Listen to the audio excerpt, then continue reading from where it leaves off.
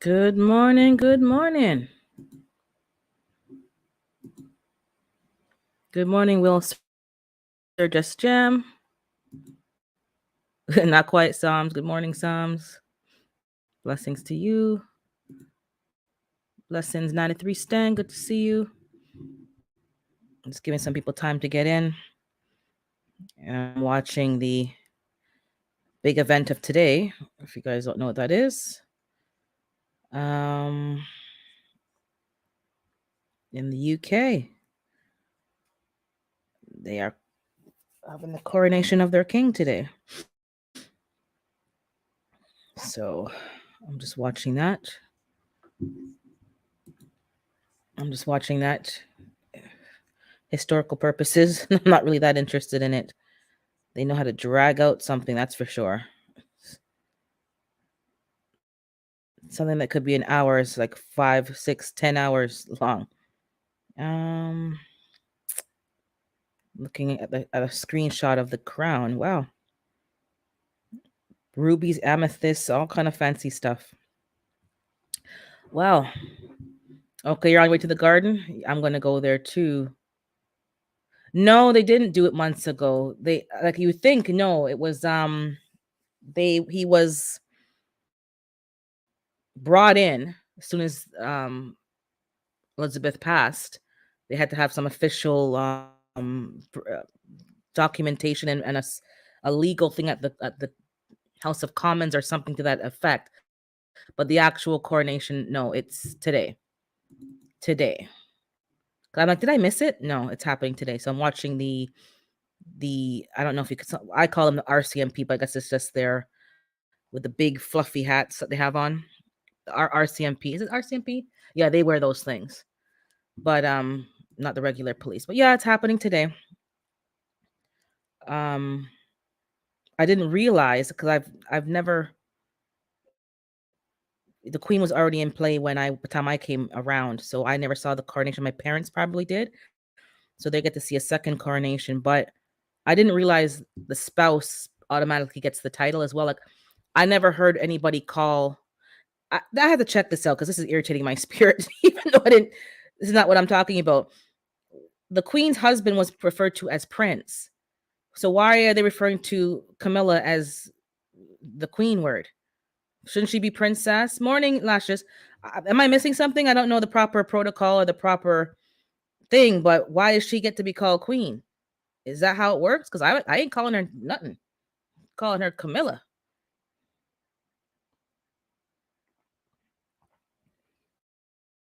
I'm a Diana fan all the way.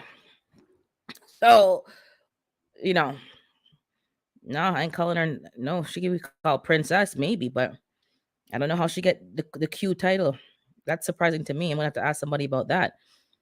Um, Prince Harry arrived at the coronation.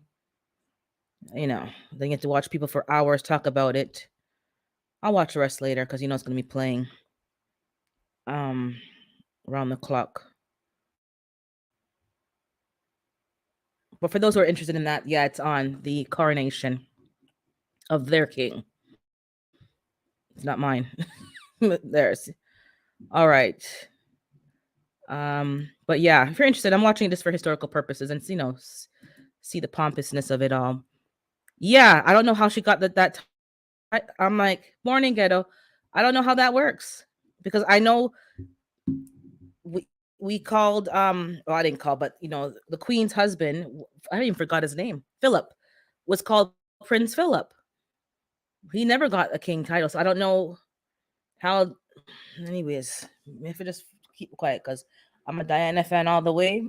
So anybody, I think it's the internet again is doing its foolishness. Let me make sure it's plugged in. Give me a second. It should be fine, but sometimes I'm gonna have to check on StreamYard because StreamYard has been letting me down the last few weeks, and I'm right by the router. Okay, hopefully it's okay. But I'm letting y'all come in, give you a few minutes. I'm tired, man. I'm tired. Are you guys tired?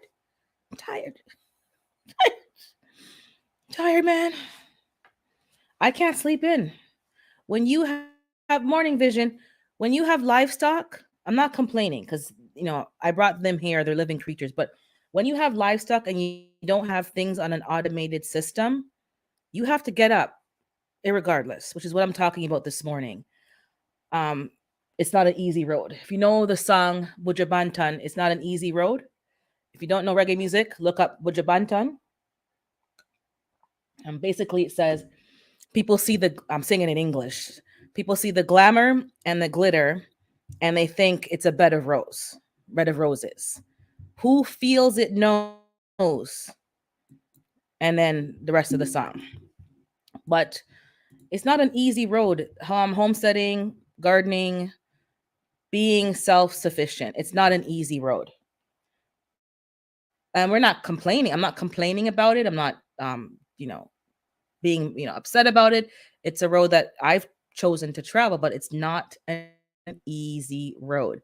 Maybe he was a prince if they got me. I don't know. That's bothering my spirit. I ain't calling her queen nothing. But anyways, let me not go there. Me not like Camilla. I don't like Camilla. Diana all the way. Princess Diana all the way. Um, but it's not an easy road. So, what happened? I'll get to the story, which is, so the last 2 weeks, maybe a little more than 2 weeks, I've had a pain in my ankle that went to my foot. I don't know where the pain came from. I didn't trip. I didn't fall. I didn't do anything that, no injury, but that is an ankle that I injured years ago. So it's not surprising, but it was not explainable. And I've been limping for 2 weeks, maybe 2.5 weeks. I'm talking limping. Morning, Yaya, dragging my foot behind me, dragging, just, in pain, not excruciating pain, not an unbearable pain, but pain nonetheless. And it's been difficult to get things done. And after it's all said and done, it's gotten better this week. Thanks for answering. God answers prayers, praying, and other people praying.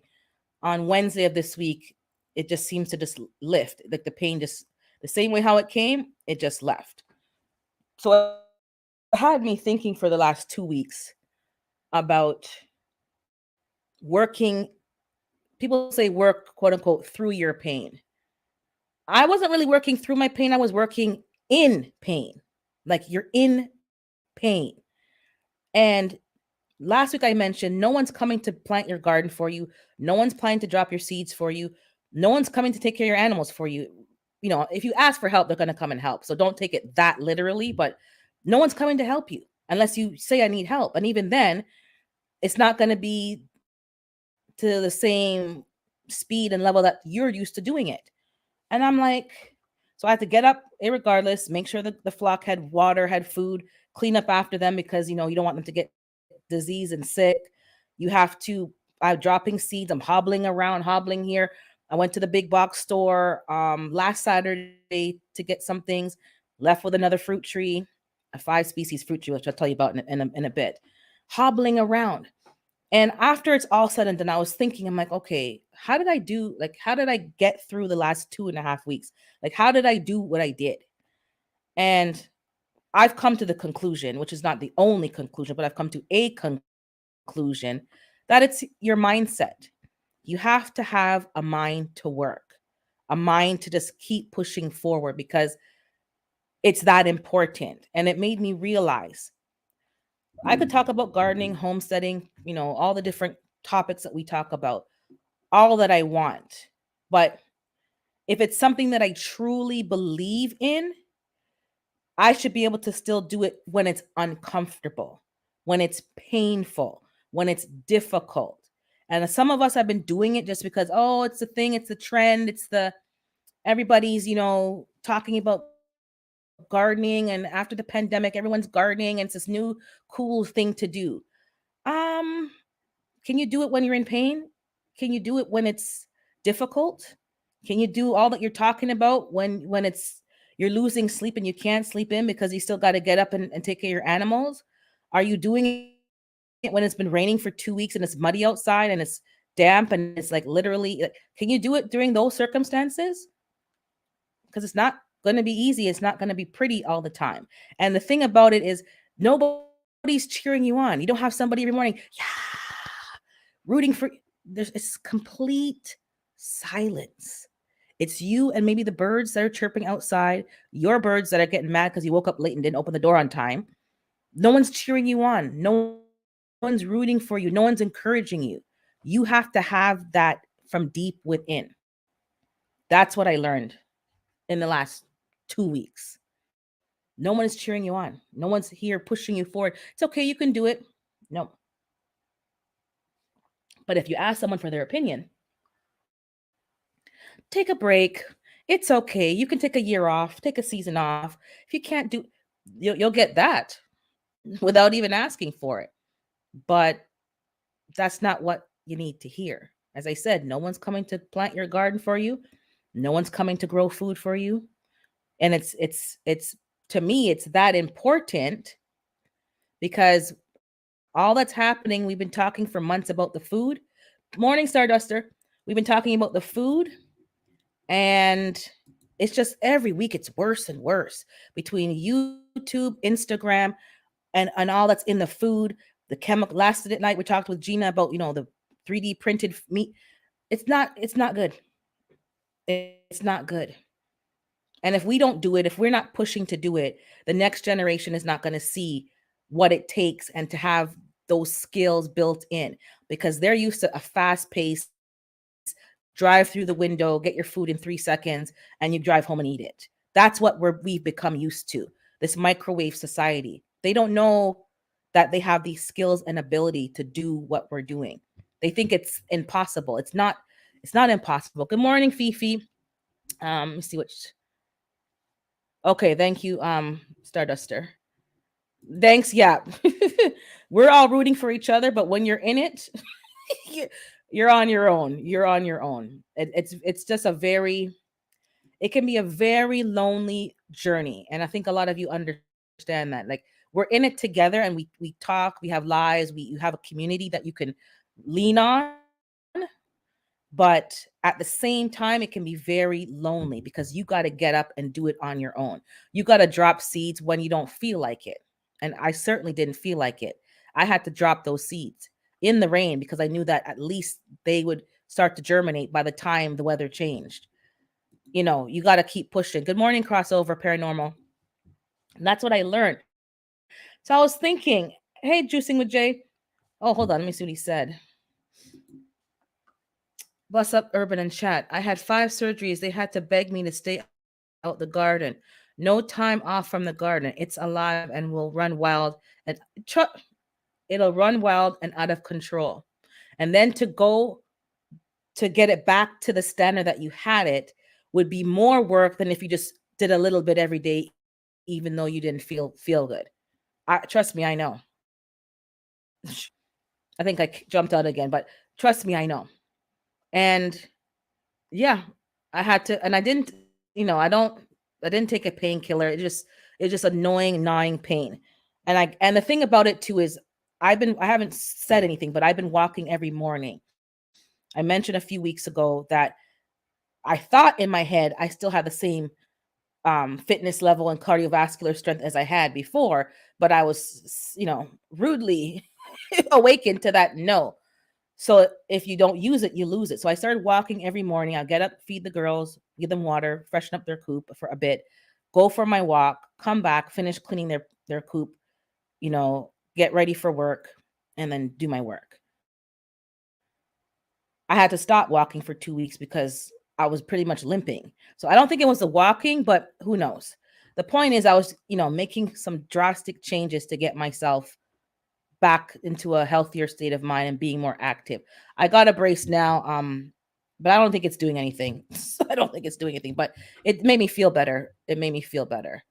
But you have to push through the pain.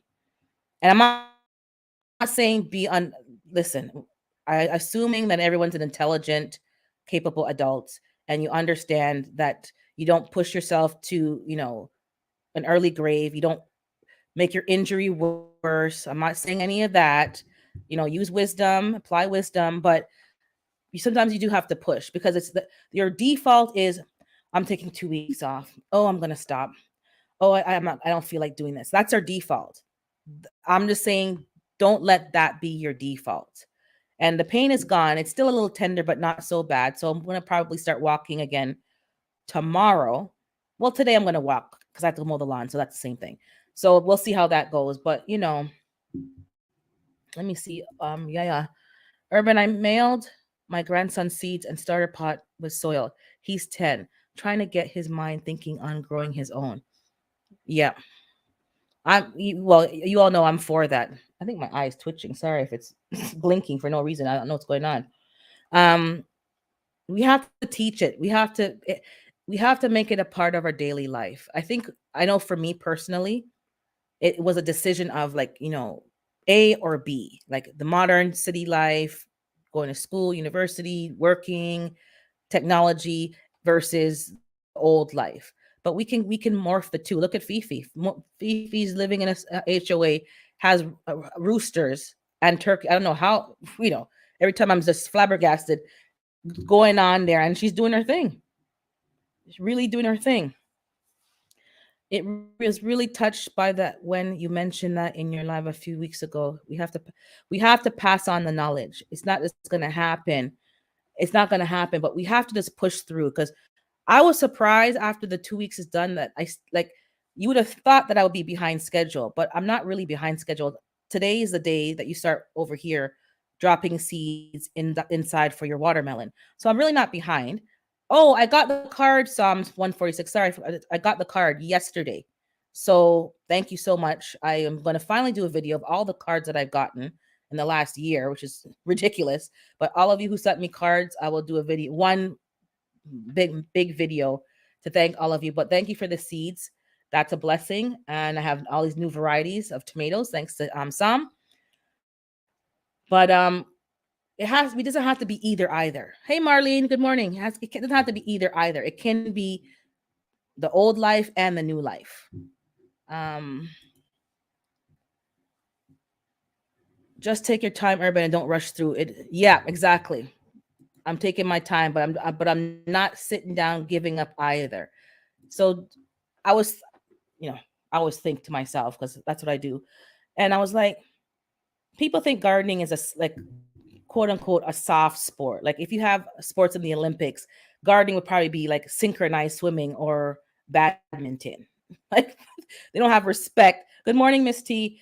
They don't have respect for gardening or homesteading. But really, like you have to have a warrior spirit, really, and a warrior mindset. Because when you're not feeling good, when you're in pain, and if you're also aging, it's not an easy thing to do. But if it's that important, which we all know that it is, what's going on in the world with the food and the corruption and the interference with food, and food is not even food. We have to grow our own food. It's becoming life, and it has already, not becoming, it is life and death for many of us. And you're wondering why people are so sick and diseased. It stems from the food, it stems from the soil, and a lot of things, but it's food and soil and the pollution in the environment. No matter what you're doing, it's either the rain's polluting your soil, the soil's polluted, you're growing polluted food, and we're just going through the cycle over and over again. We have to take control back from the industries. Somewhere along the line, the convenience, which was good, it was helpful, the industrial revolution, we had grocery stores and farmers markets, but somewhere along the line, they've killed and destroyed, small mom and pop shops, mom and pop farms. They've destroyed it, and they've made it about the corporation, something that was supposed to be a helpful addition to society. Somewhere we've allowed them to creep in and take it over and corrupt it, and we need to take it back. Some rules I am willing to break, especially for my family's safety and survival, HOA or not. That's the level that I'm at now, because I'm not telling anybody what to do. I'm a law-abiding citizen, but there's some laws or rules or bylaws, whatever you want to call it, that make no damn sense. And we need to be willing to break some of these rules. As long as you're not damaging anyone's property, like within reason. As long as and you're doing it in an ethical, moral way, and you're not damaging the environment, do what you got to do. Do what you got to do. For those who don't know, you can type hashtag urban and you can drop your link throughout the chat. Yeah, hashtag urban. Good morning, Martika. Um, but yeah, oh yeah, it came pretty quick. I'm surprised. We have to grow our own food. We have to. It's not, oh, and for the tree that I bought. Sorry, let me get. I'm gonna have to turn off the camera because it's under my laptop. 1 second. Let me get the paper. I wrote it down because I knew I wasn't gonna remember the species. So this is what I got. This is what I got. Make sure I'm caught up. Give me a second here. I be down on all four on and in my knees in the garden. It's tough sometimes, but I push through and I'm able to stop myself when yeah. But you do have to push through. People may think that it's this. I think they watch too much. I'm gonna call her. MS, the lady who has all these fancy recipes and stuff. Like, oh, it's like a TV show. It's not a TV show. It's real life, and sometimes it's not easy. Good morning, Miss D. It's not an easy road. Um, Good morning, Darren. I see you there. Uh, if he doesn't reply, he's driving, guys. Can't stop walking, but love mowing's driving, so he may not be able to reply, but he sees you all. Okay, so the apple tree that I got during my time of pain and hobbling around the store, I hobbled enough to pick up a tree, put it in the cart with my sister, and she helped me get it into the car. And we literally had to drive just like I'm driving like this, and she's sitting down because the tree was like in between both of us. And like if you turned your head even a little bit, it would have juck you in your eye. But we got the tree home. So it's a pink lady. I've never had a pink lady. Granny Smith, Honey Crisp, Buckeye Gala, and Brayburn in one. And the pear tree that I had, I don't think I've ever told you guys, it's a moon glow, kefir, red Anjou, Seckle, and Bartlett. I like a Bartlett pear. And that's flowering. I'll show you guys a tour. Probably this week I have a couple of days off, so I'll show you guys, I'll do a video and show you the trees. Everything is flowering. The comfrey's coming back. Things are coming to life. And then it's like, oh, I'm in pain. I'm hobbling around. So I just want to discuss. You want to come up and discuss, but we have to sometimes push through the pain, in the pain, past the pain, and your mindset. Good morning, James. Your mindset is a powerful thing. When you put your mind to something, on something, you have a goal, you're disciplined to reach that goal.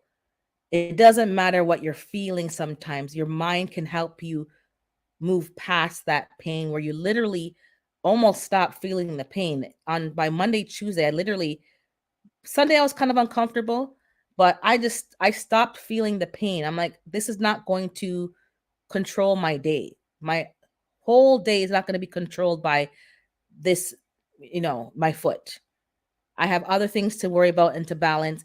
And yes, I feel it's painful. I'm going to be, wise, but your mind is a powerful tool. Your mind can take you outside of what you're feeling into a higher level, higher realm, and you can operate without feeling the pain. It's there, hasn't disappeared, but you're not feeling it. I was like, this mind over matter thing is ain't no joke. Um, who lives in Ghana? I don't know who you're asking. I think I missed something. I'm not sure if I missed something. Are you guys talking amongst yourselves? Um, Let me see what Jay saying, and also work my mom's garden. I'm going over Sunday. She has two healthy, strong grandsons. She won't call on to help her. My neighbor has that same issue. She doesn't call, mind you. I had to message her this morning and I deleted the message, but I think she played it, but it didn't show me it was played. So I'm not sure. There's a parking issue again over here. And she has she has two tenants. The tenant has a car. The tenant downstairs has a car. His girlfriend comes over, has a car, but there's no parking for her. And I guess she's getting a lot of tickets. Anyways, they always seem to make it my problem by kind of infringing on my driveway. And I'm not really down for that. And you think I would just keep my mouth shut because I have chickens illegally, but whatever. I don't make things their problem. That's their problem. Don't make it my problem. That's my sidebar. But she doesn't ask for help either. And I don't your mind will do what yes, your mind will do what you tell it tells your body to do. Good morning, Miss Shirley. Your mind is a powerful thing. And the messages that you tell it and the things that you say have control and dictate the course of action you're going to take. Because when I was feeling the pain, I was like, if you're not careful, the voice that you hear in your head of the pain talking will get louder than your voice of reason, than your voice of peace and your voice of calm. The pain voice will become louder in your head. And only you can hear that. Nobody else can hear it. It's between you. It's just you. It's an inner thing. And when you suppress and say, you know what, you should just shut up. I don't need to hear that negativity.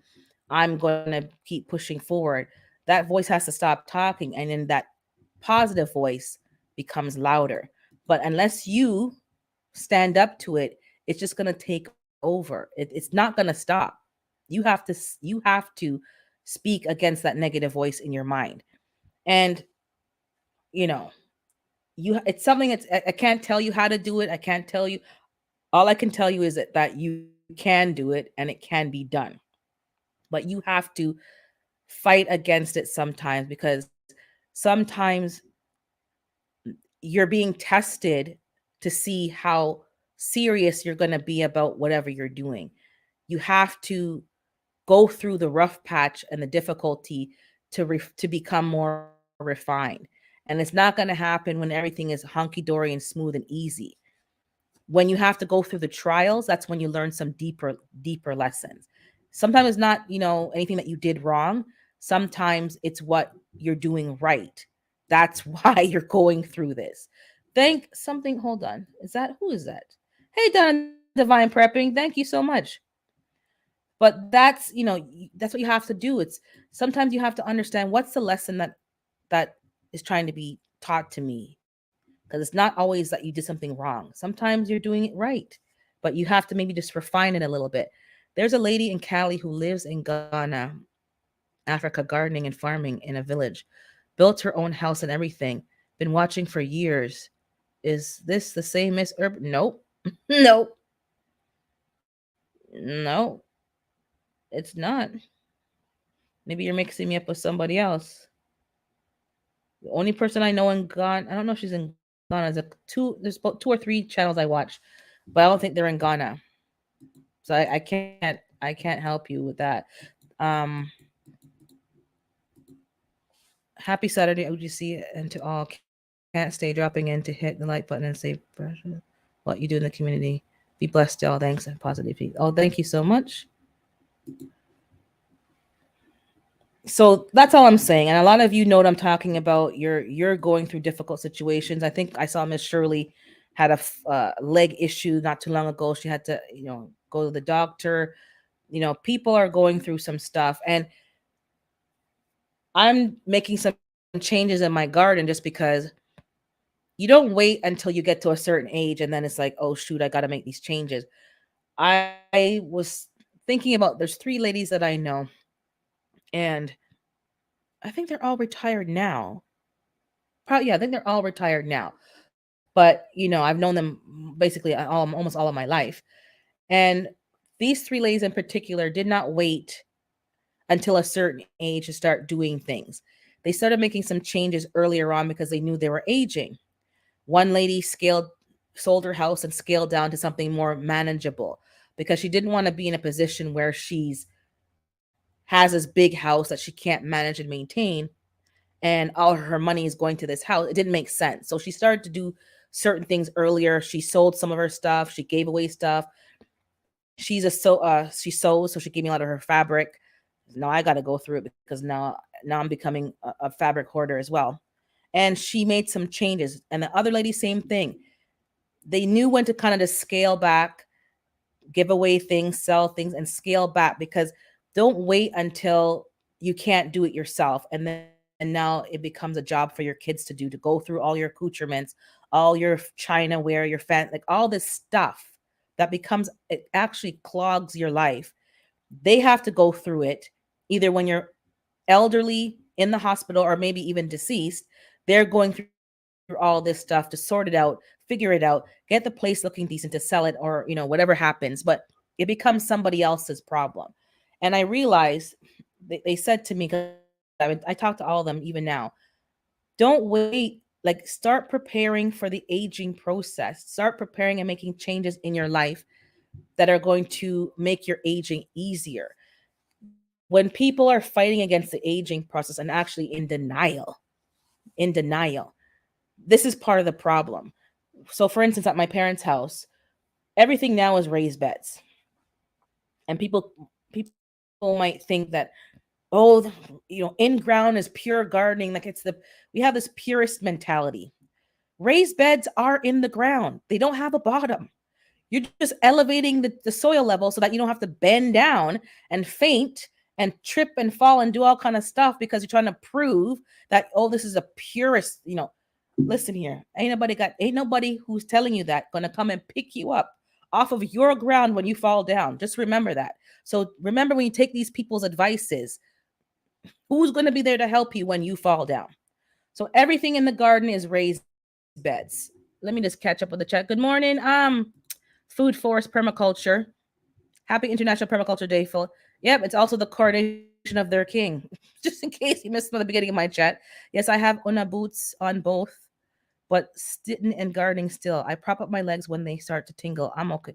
Okay. Um, let me see what else I missed. Hey, Hudson. Hey, Jason. And whoops. Yes, I'm trying to remember we are preppers, not hoarders. I need to declutter. Don't want to leave junk. Yeah, I don't want to leave stuff for other people to clean up. And if I do leave stuff, I want it to be stuff that they can use, and it's organized and it's clear what's where. Um okay. So we made all the beds in the parents' garden raised beds. And they're literally, I would say, maybe 2.5 up to 3 feet high. They're pretty high. We got some scrap wood. We made a box. We dug up all the native soil. We put it in the raised bed. So it's all native soil. There's no bottom. And we got some compost delivered last season. We put it in there. Yeah, I know the soil's contaminated. I saw another notice on Instagram, and there's some concerns with the box stores and their soil and stuff that's in them. But you got to do what you got to do. And he was able to sit down when he wasn't feeling well on a stool next to the raised beds and still do what he had to do. There's no, I don't know why there's this, I don't know what it is. That, like, we have to stop being brainwashed by the marketing or whatever it is. Raised beds is still in ground gardening. You're still planting in the ground. You've just changed the elevation. I don't know why there's such a fight over raised beds. A container has a bottom, that's different. But everyone has a lot to say about who's doing what where. You do what you got to do in your backyard, because you're the one who has to do it at the end of the day.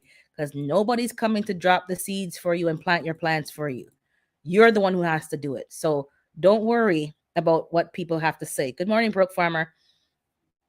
So we have raised beds. I have raised beds here, and I don't care what anyone says. I'm planting in the ground. It's still in ground. I'm mixing my native soil with store-bought soil because it's clay. And I've lost a lot of perennial plants because the soil is too compacted. That's just the way it is. There's no holy grail of anything. Just do what works for you. Popping in the bushes? Okay, no problem. Bean juice woke up? Okay, no problem. Morning, Carbon Q. So let's just, what am I looking for? Like, just feel encouraged that it's not always going to be easy, and you're not always going to feel like it. And there's going to be some days where gardening is not important because you're juggling 50 million other things. 50 million other things you're juggling. And it may seem like this is frivolous to some people, but gardening is also, as we talk about therapy, it's your peace. And we're gardening for our life. We're gardening for our life in some cases. Hey, Ricky, if I miss anybody, I just didn't see you. I'm still, I don't know what's going on with my eye today. Headed to get in-ground soil to start a new bed. Yep, I'm going to go there later. I'm going to mow the lawn. And I noticed this week, I'm trying to like sit down and observe. Every year you got to observe your backyard. Well, for me, it's a backyard. For you, maybe like, your acreage. You have to observe because things are changing. Birds are coming in, new birds are coming in, new bugs are coming in, and how you can adapt because it's all about adaptability.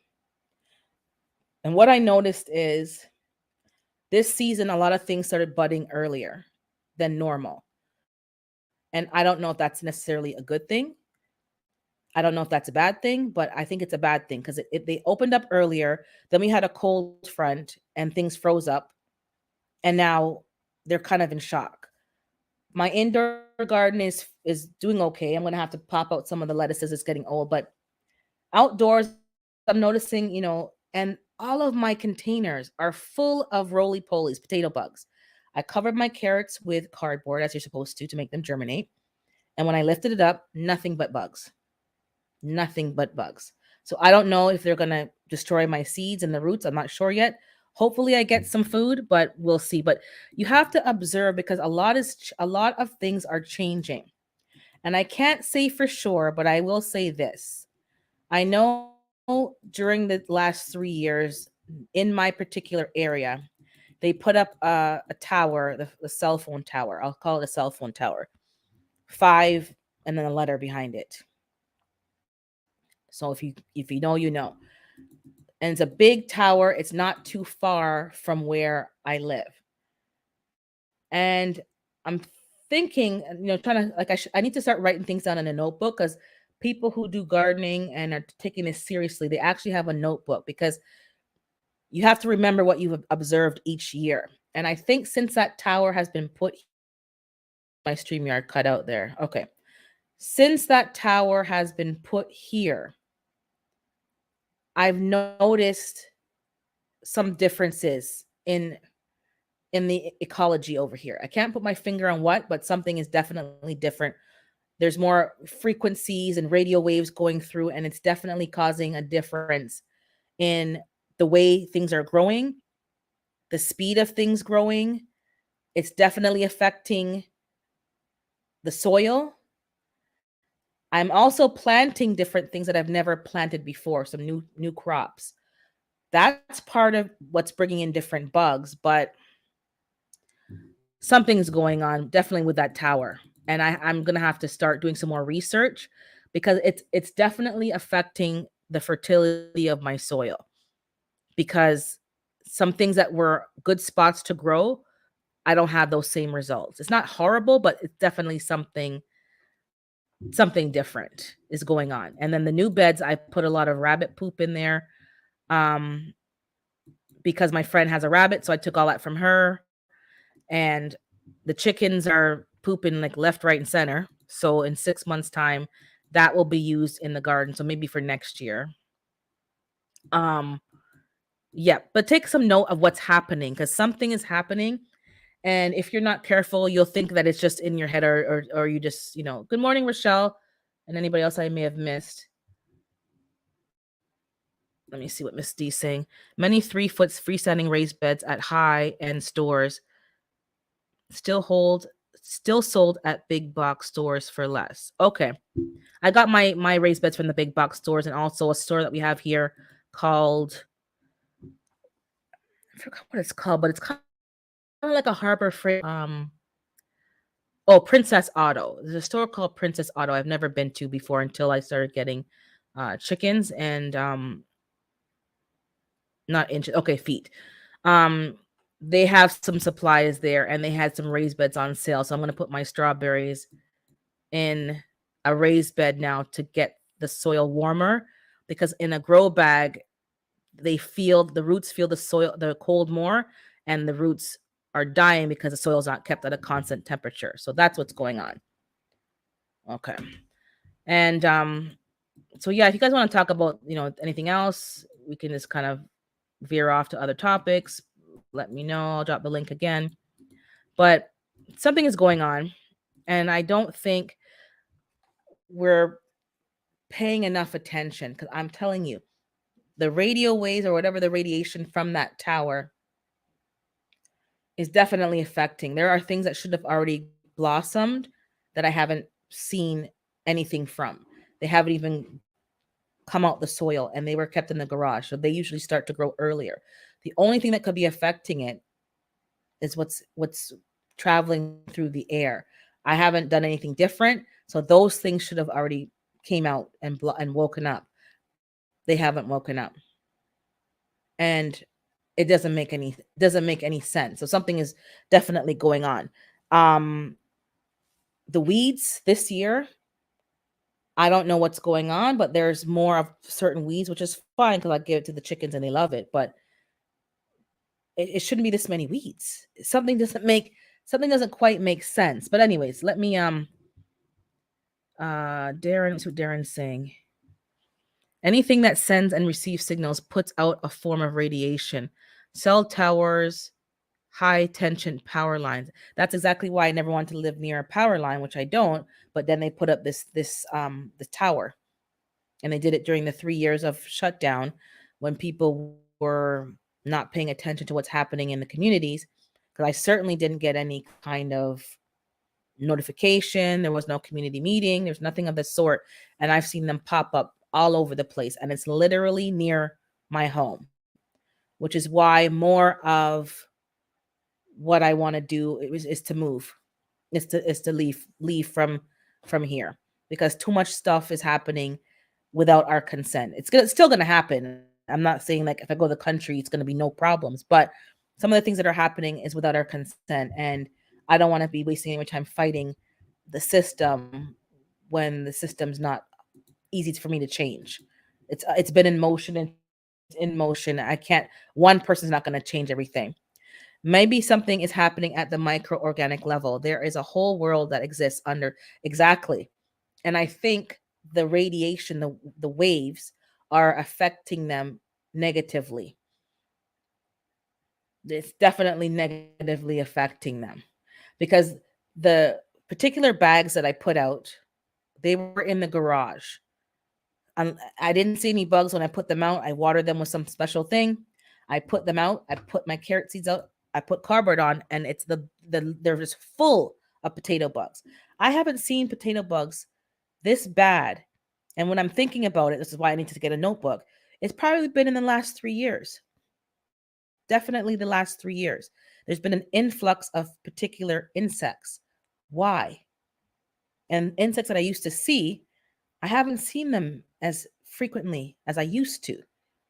What has changed? And there's enough, well, not enough, but there's a good amount of flowers. There's a good amount of weeds that are growing that are attracting pollinators, because the bees were on my lawn with the dandelions yesterday. So they're still around. But what has changed? And I don't think we understand the damage that we're doing with these radioactive radiation and these frequency waves that are going through the atmosphere. You can't hear it. I can't hear them. But maybe other creatures, it sounds like nails on a chalkboard to them. And that wouldn't surprise me. That wouldn't surprise me, because I haven't seen what I see some birds, like robins are still here, but the insects that I should be seeing, like I should be seeing pollinators on my trees already, because they've been flowering, and that smell is very fragrant to the bugs. And I haven't seen, and I'm out there at least 3 times a day 'cause I'm checking on the girls. I haven't seen any pollinators on my fruit trees as of yet. And there's not many things that are flowered, so they should be like literally on those trees like white on rice. I don't see them. Something is seriously wrong. And they're talking about, the department of the library is talking about um there's a decrease in pollinators in my city, in Toronto area, and for us to plant more, dill and certain things to attract more pollinators, which I'm doing and other people are doing. But if the problem is beyond that, we need to fix the problem and not just the symptoms. um you've seen a lot of grubs.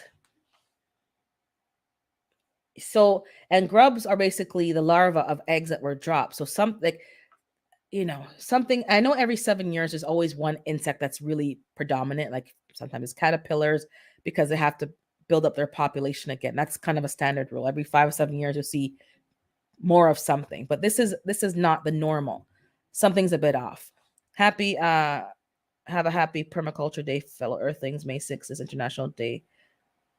Soil is made in layers in nature. Save your seed. Grow any way you can. We'll see you later. Okay. Thanks for popping in. Yep, soil is very important. And I don't know what you guys are doing, but once my raised beds are established, I think I'm pretty much doing a no dig style of gardening. I'm not sitting here digging and tilling. I found that when we kept tilling my dad's garden, and every year someone would come with a tiller, and we had the worst infestation. I go to infestation of plants that we didn't plant. All these old seeds from I don't know where deep in the soil were lifted up, and all of the walkways were full of callaloo that we didn't plant, comfrey. Well, I didn't mind the comfrey, but all kind of plants that we didn't plant were reawakened, and it the whole growing season was so difficult because we're fighting against things that we did not plant, and then the plants that we did plant weren't getting enough nutrients. So that after that, I told the man, "Don't plow the garden anymore. We're done with plowing. Anything that needs to be done, we'll just do each bed if we need to, but anything else, leave it alone. Put cardboard down, suppress them, and leave it alone." Um, they're developing structures, buildings, houses, businesses that destroying the natural habitats. Yep. Over here, they dug up. Well, they had to. They ripped out all the trees behind me. Not all of them, but a lot of them. It was overgrown, and it was the risk of things falling over onto people's property was a problem. So they ripped out a lot of trees with heavy machinery. And then the trees that were left, they left 2 trees behind me that were literally dead. And now they've fallen over onto the back fence. So now it's my problem to, I guess, chop it down and throw it over the fence because it's sitting on my fence and it's blocking my garden and it's dead. But those dead trees should have been removed and the living ones should have been kept, and they should have just thinned it out a bit. But again, that's where all the skunks and the raccoons were. So now it becomes our problem. Let me get back with the chat. Let me catch up. So yep, this building is a problem. Construction is definitely a problem, and they're pushing their buildings out more into suburban areas because people want to live kind of in the country but kind of in the city. Alarming rise in dead, dying trees, fish, and insects, likely due to silent weapons for quiet wars. Yes. And I think I saw a few people on YouTube talking about some infestations in their trees and how to deal with them because they were losing a lot of fruit trees. Can you imagine? Like, if we don't have trees, I don't even want to talk about that, but it's a problem. Urban, if you want no till, look into cover cropping. Their work well together. Yeah, I am starting to look into cover cropping, and I'm going to be looking into a cover crop because what I want to do is my new raised beds that I have to basically buy soil and fill with store-bought soil. I don't have enough soil to native soil here. I want to do a cover crop to kind of clean the soil out and take out any bad chemicals, and then that crop will be, I guess thrown out, or maybe it can go to the chickens. As long as I think the plants convert the bad into something good, so then that crop can still either be burned or it can be used for livestock. I'll have to check that out. Clean the soil and then start using those beds next year. So this year for me, as I said, is not really, I'm expanding the infrastructure, but I'm probably not going to be able to grow in those beds. So I'll have to still grow in the pots because there's too much chemicals in the store-bought soil. You really don't know what you're getting, so you have to just assume the worst, plan accordingly, clean the soil, the worms, the microorganisms, the cover crops, and then start fresh. And that's what I'm going to be doing this year because you can't trust nothing that you're getting. And I said this before and I'll say it again. I've gone through some of my pots. I've been amending the soil, and the amount of plastics I'm seeing in these pots that maybe I missed last year, and like not small pieces, like big pieces of plastic bags, blue, purple, like all these colors that it's like an actual object that was in they didn't even sift it out. Like pieces of plastic I don't know, bottle, like, it's ridiculous. That's what's in the soil that you're buying. In the bags, that is. And I even opened some bags from last year.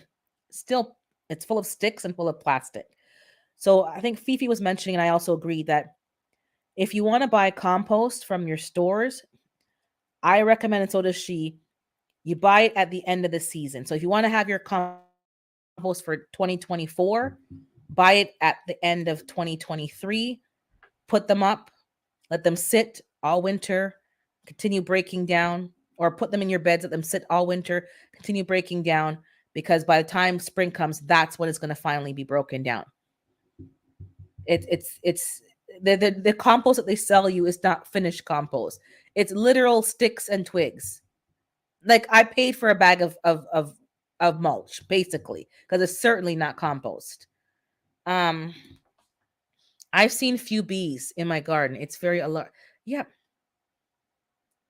it's alarming. It's not a joke. So I'm probably gonna have to buy one of those bee houses, or those things that they use, and you can attract different kinds of bees. And not bee, when we say bees, because I have done some reading, not a lot.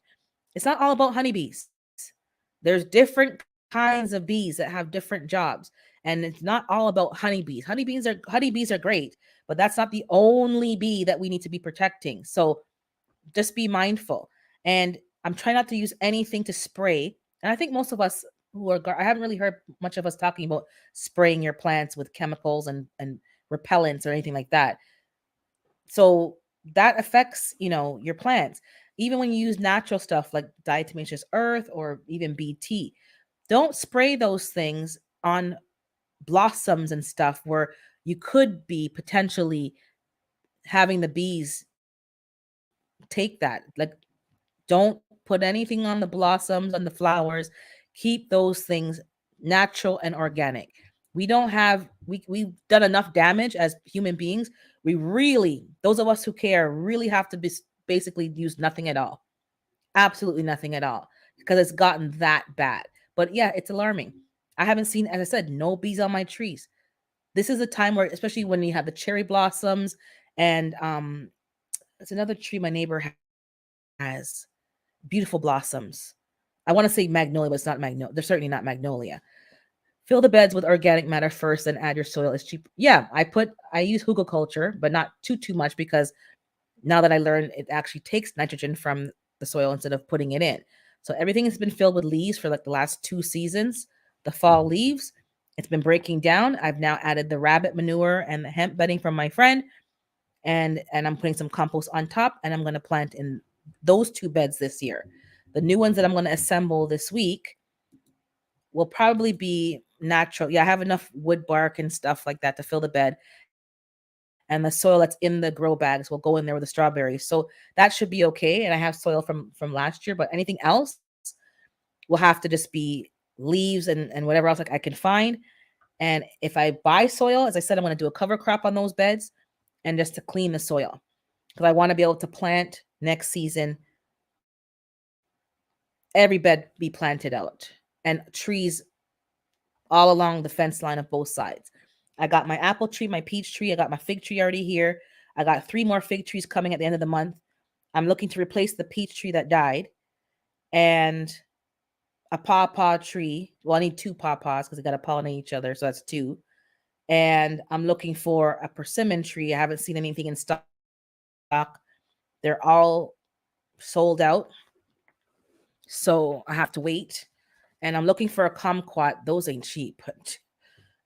I believe certain ones are cold tolerant, so that's what I'm going to be doing. But yeah, if you're waiting, if you're waiting for any more signs, I don't know what to tell you. The signs have been like shouted from the mountaintop. It's bad, it's concerning, and it's the more that you dig, the more information that's coming out. It's worse than we think. At some point, some of the labeling laws are very tricky, and they don't have to declare. I did not realize, I'm seeing a lot of things on my feed. I did not realize that things that are labeled US, like for instance, let's say meat or beef or something like that, it's US origin, but it really wasn't US origin. animal wasn't born in the US, it wasn't raised in the US, and it wasn't I guess I'm trying to find it wasn't dispatched in the US. And somehow they're allowed to, I don't know, bring it here in the US, not, or even Canada, do some finishing on it and then say it's US made or US goods. So you probably been eating steaks and stuff from other countries and just didn't know it. And their way of raising animals is not the same as what you expect. And it's concerning. If you can't even trust that they're telling you what you're buying. If you want to buy squirrel and you enjoy eating squirrel, then by all means eat squirrel. But if other people don't want to eat squirrel, the labeling should be clear and understood that this is squirrel with a bit of raccoon, and that's, pure beef. No, they're not telling you that. But what everyone is concerned about is that the meat industry is destroying the environment, and we all need to be vegan. Mind you, I enjoy a good plant-based meal, and I'm more plant-based than meat-based, but I don't think the onus is on the onus may be on the meat industry, but not in the way that people portray it. People who are doing things the old-fashioned way, that's different than the modernized industry that we have now. That's all about the dollar, the bottom dollar, all about money, money, money, and not on the welfare and the care of the livestock. And I have a fundamental problem with that. I do. But that does not mean that I don't enjoy a good hamburger. And that's not hypocritical. It's just there's a way that you raise animals. That's an old-fashioned way that we never should have left. Take care, Hudson, that we never should have left. And now it's making the whole thing, we get blamed for the environment. No, I think there's a way to grow and raise food that is ethical, moral, and environmentally conscious. And I'm for that. I'm not for blaming the whole industry and then we're all supposed to eat green leaves. No, I don't think so. Just add in fresh chicken poop between the organic matter and the soil and have no problems. Okay, so I want to confirm. So mix in the chicken poop that's not fully composted and let it sit. You mean let it sit until next? Is that what you mean? Because I can't plant in it now, right? Is what you're probably saying. If I'm going to wait for the year, yeah. If you, I remember people, my friends and I used to have these conversations, and it's like, oh, don't eat Chinese food. They give you cat. They feed you cat, and I'm like, well, if this is cat, it tastes good. Like, why are you upset? I'm probably gonna. Why are you upset about it being cat? Are you upset that they didn't tell you it's cat? It was cat, or are you upset that you've enjoyed the cat? I'm not really sure what the upsetness is from. And then we're laughing. Hey, unicorn. Hey, D macro. And we were laughing. Let me hold on. I need to clear my throat. One.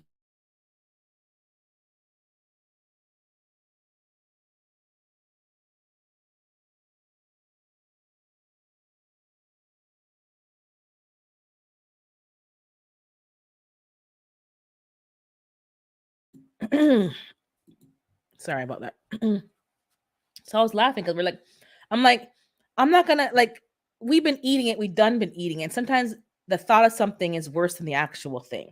I'm like, we done been eating this chicken fried rice and whatever else you buy, the orange chicken, and oh, it's somebody's cat. And I always said from those days, what's the difference? Why do we have a hierarchy where you can't eat cats and dogs because those are quote unquote your pets, but you can eat chicken and raccoon and squirrel and duck and whatever else you're eating? It's I've never been for this hierarchy. It's like you either are treating everything respectfully and conscientiously, point blank, period, and you happen to, and you hunt in a way that's ethical and you're not overhunting and you're not impeding on the natural process of procreation.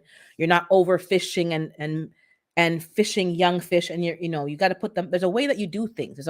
There's rules for a reason, and some people don't understand that you're trying to keep and sustain the stock of fish and animals. If cats are overrunning the population, what's so bad about eating some cat? Would I eat my cat? No. But would I eat a cat? I probably already ate cat. Just didn't know it. When you eat street food from people in different countries, you don't know what I've heard some stories. As long as it tastes good, why are you letting it bother you so much? I think we need to rethink why things are bothering us. Because I don't know how there's this whole uproar about eating cat.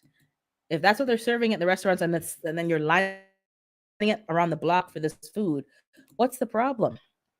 Yeah, cat. Okay, James is just telling me now. Okay, no, the fresh chicken poop is high in nitrogen. By adding on top of organic matter, it will take it from the plants.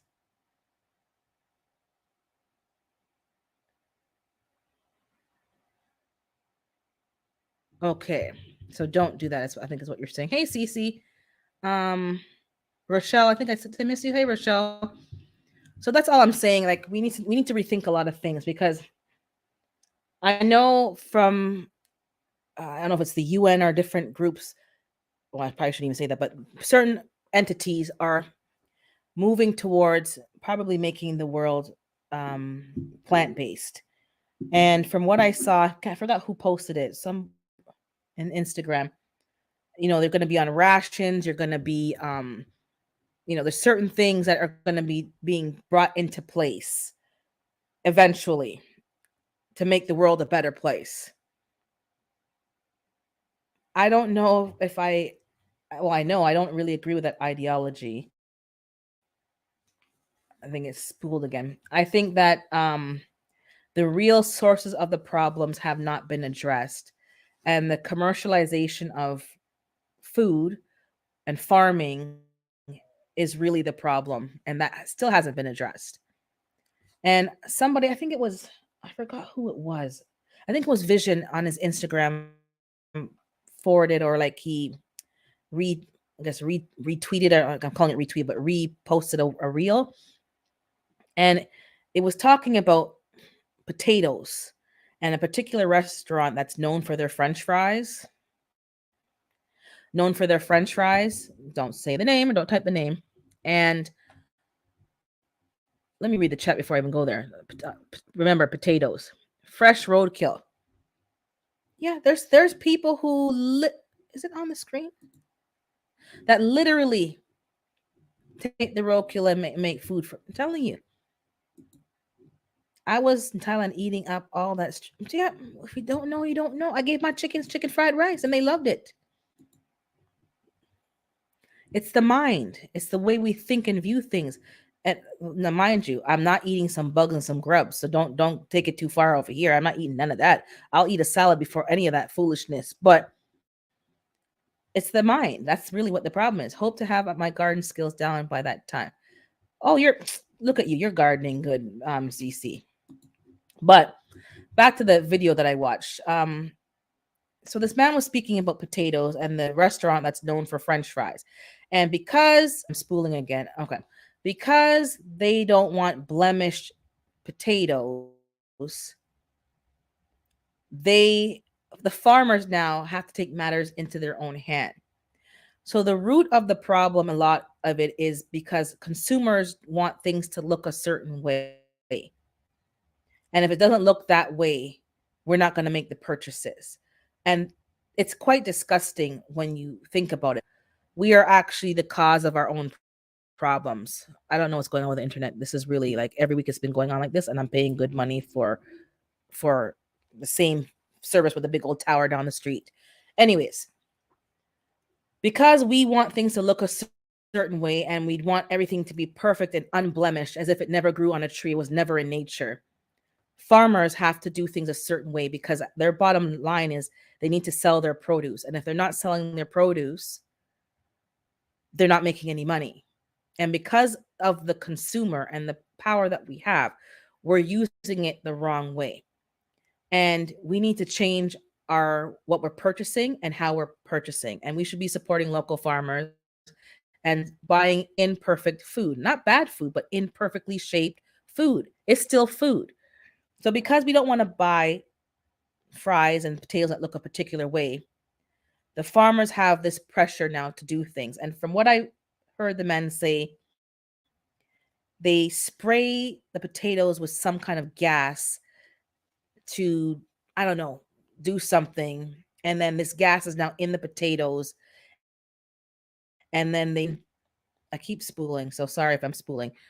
They inject it with all this stuff. So not only are you eating fried foods from the restaurant and you cooked it in oil that's a carcinogenic because it's not made to be heated and it's reheated several times because they don't change the oil. We're also having potatoes that are full of gas and chemicals, and what we think was bad is even worse. But the problem is because we won't buy certain things, companies are demanding certain type of produce from farmers, and in turn, the farmers have to do what they have to do because otherwise they're not making any money. So who's really the problem? Hey Gina, is it really the farming industry or is it us as a consumer? We need to send a different message to the public that we want good, healthy, nutritious food. And the way that it's shaped and the way that it looks is not as important as the nutrition level. And we are not sending that message. The way how we spend our money, that's not the message that they're receiving. It's not. And we're going to have to start spending our money differently. You may say it's not important, it is important. Um, how can the whole world be plant-based when that's plant-based? That's what I'm saying. That's not real. That's not real meat. They're going to be printing meat on a 3D printer and giving it to us. That's what they're doing. So that's what they consider plant-based. That's why I'm saying we said before these terms you have to use them very loosely because what they say is plant-based is not even from a plant. It does not exist in nature and could not be created in nature. It's created in a lab. So that's exactly the point. And it's just very concerning. I'm sorry I did not say that right. Fresh chicken poop is high in nitrogen, so you can use chicken poop to feed organic matter so it won't take Okay, thank you. That's clear. I think what you were saying was I was like taking my time to say, is that what you're trying to say? But yeah, okay. So it won't take it from the plants if I'm putting it with an organic matter to kind of feed the organic matter. Okay, I will figure out something because I'm getting a lot of these girls do a lot of poop. So you're saying it's us. Yeah, we are in control. All they care about is money at the end of the day. Money makes the world go round. They want to make money selling at these restaurants. The farmers want to make money. And because of that, the farmers are taking drastic measures to make the money because the companies are kind of dictating it has to be a certain way, a certain size, a certain shape. It has no blemishes. I remember during the pandemic, I don't know if it was in the States or another country, a field full of oranges. And they sent the oranges to a company, and the shipment was sent right back to the farmer because it wasn't perfect. And some farmers had to literally just leave them in the fields to rotten. Do you know how many of us would have loved a bag of oranges that were grown and picked from in season? They were picked ripe. I don't care how lumpy and bumpy the oranges, but the store sent the whole shipment back. And some of them were able to sell them to a juicery to juice the oranges to make other products. But the rest of them, they had to sit there and rotten. Perfectly good food. And then you wonder why these farmers are going out of business. We need to send a different message. And I don't know exactly how to send that message, but it needs to be sent because If we're willing to buy food that's nutritious and we're not as concerned about the way the food looks, that needs to be communicated. And there needs to be, maybe, I don't know, I'm just, saying, a way for us to access the food chain directly or through another channel, so that these farmers can sell their produce to people who are willing to buy it with blemishes, but it's perfectly good produce. Yes, they do that with, yep, 3D. Let me see what Darren saying. Years ago, I picked up a load of peanuts, and before I left, they pumped the trailer with gas to kill the bugs, and it delivered it to a candy. There you go. There you go. Let me just clear my throat again.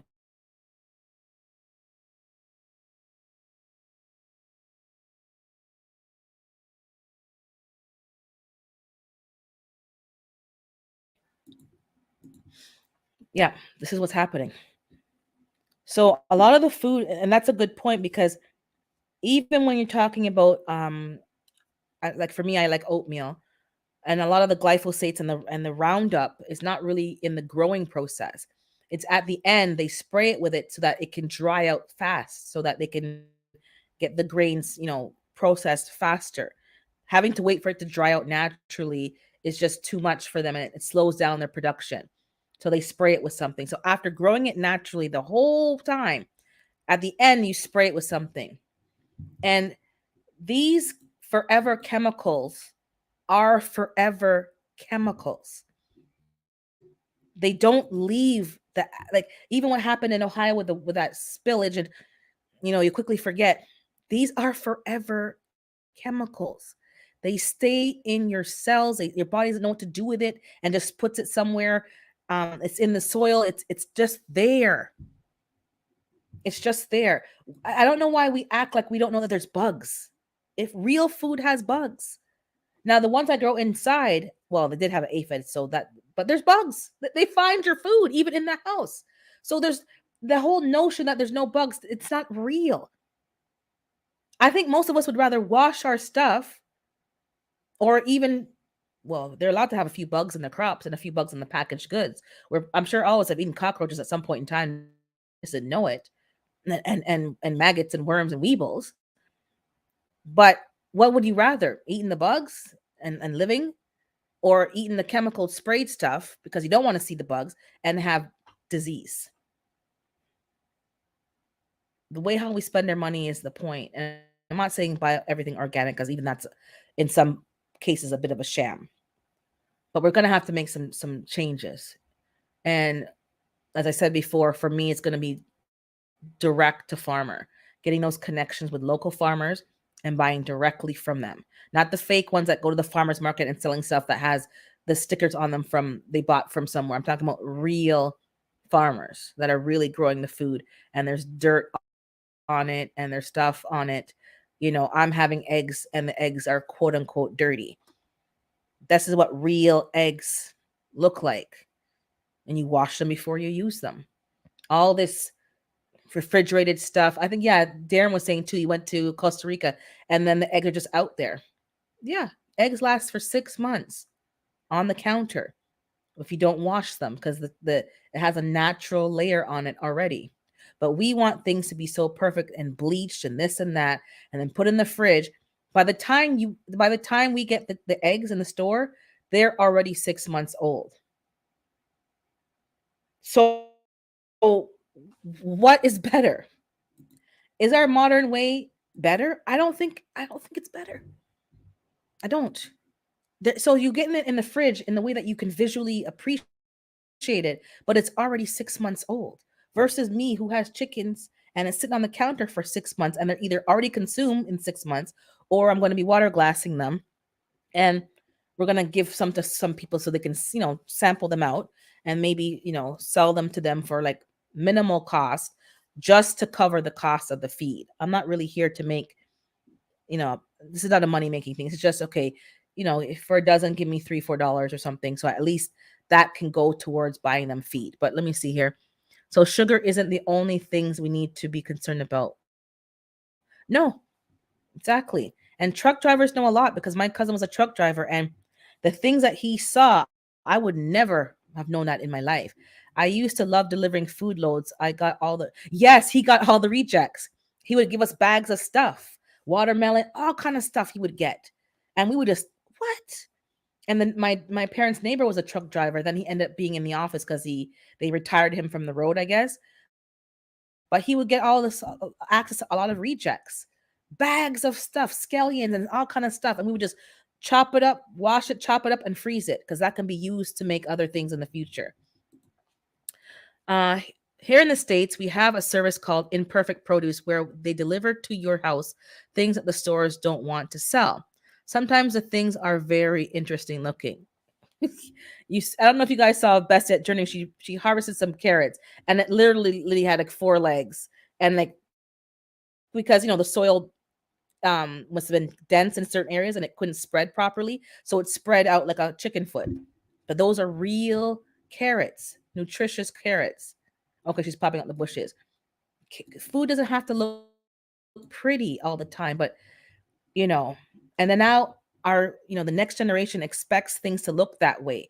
They don't understand that it doesn't have to be perfect. It just has to be nutritious. And we need to connect ourselves with those kind of um logistic systems that San was mentioning. Imperfect produce. There's some stores that sell imperfect produce a lot cheaper, and that's what I buy. I buy my carrots from the imperfect section, the apples. I don't need what do I care how the apple looks in the fruit bowl? What do I really care? Like this is ridiculous. And then the apples have so much wax that I have to soak it for like a long time and even scrub it to get the wax off. I can't even eat the skin sometimes. So I don't mind the imperfect stuff. We need to get connected to these what's the word I'm looking for? Supply chains.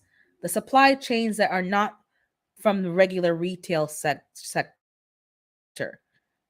Direct to farm or direct to a exactly. A lot of waste. There's enough the propaganda is there's not enough food to feed everybody. I don't believe that to be true. There's a lot of waste. And if there was a lot less waste, there would be enough food for everybody. Everybody. May come a time when there's no food or other items in stores, whether or not you have money. That's right. That's right. That's why I'm saying it's not an easy road.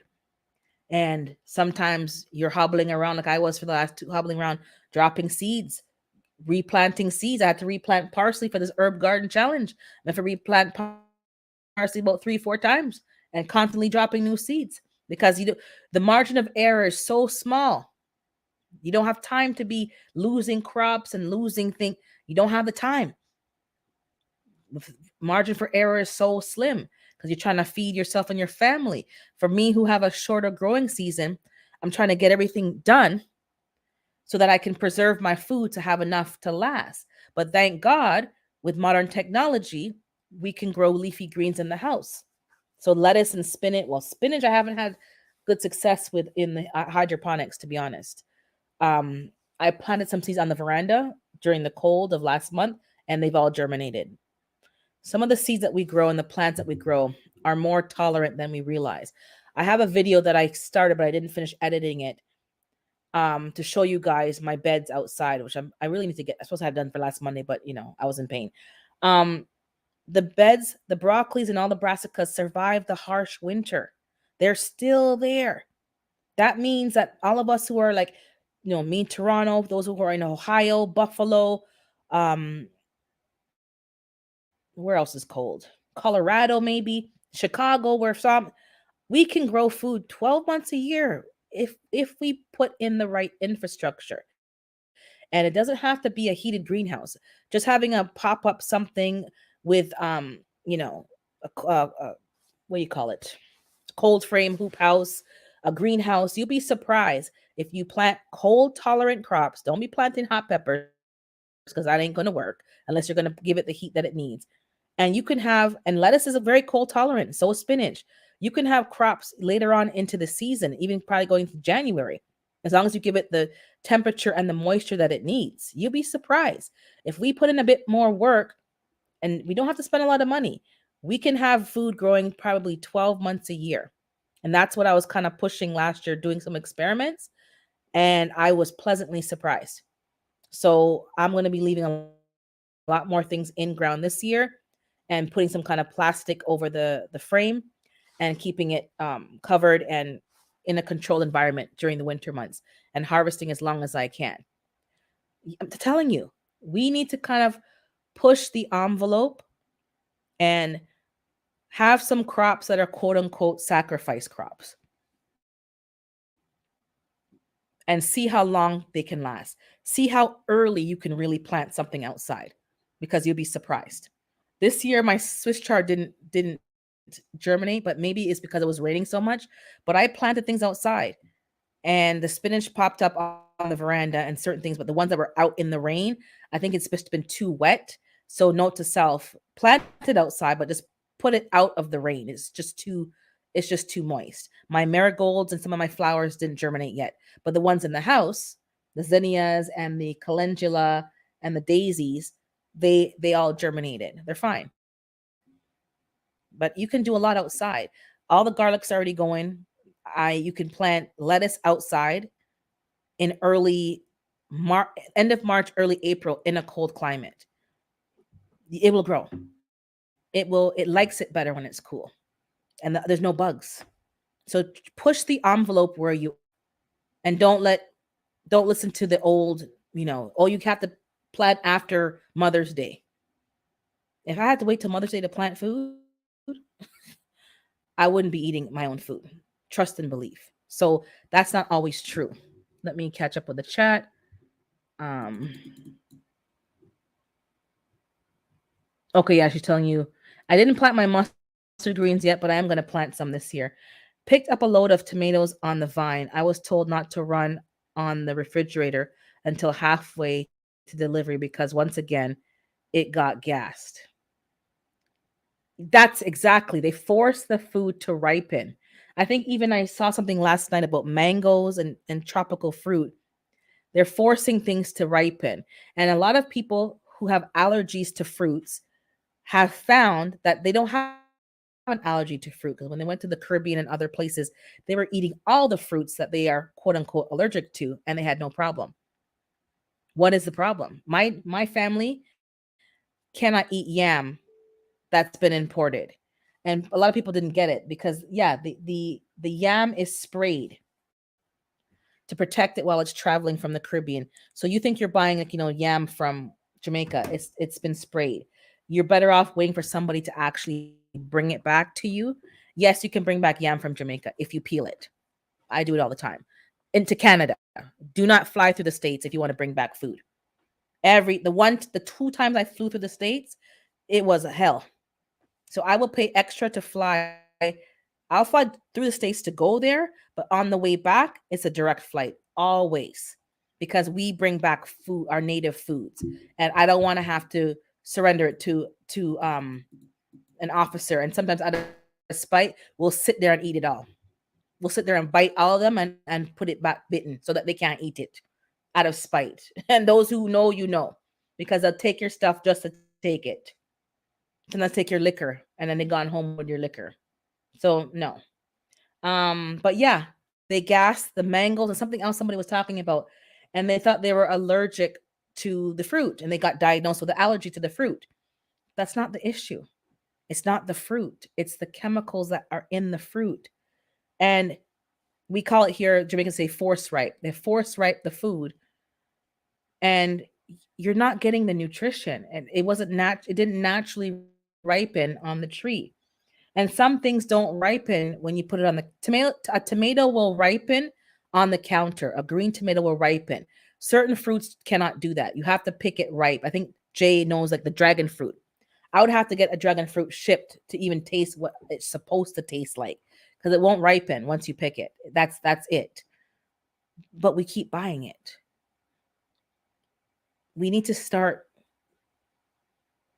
punishing the companies and the farmers, unfortunately, for practices that don't are not in line with human health and just ecology.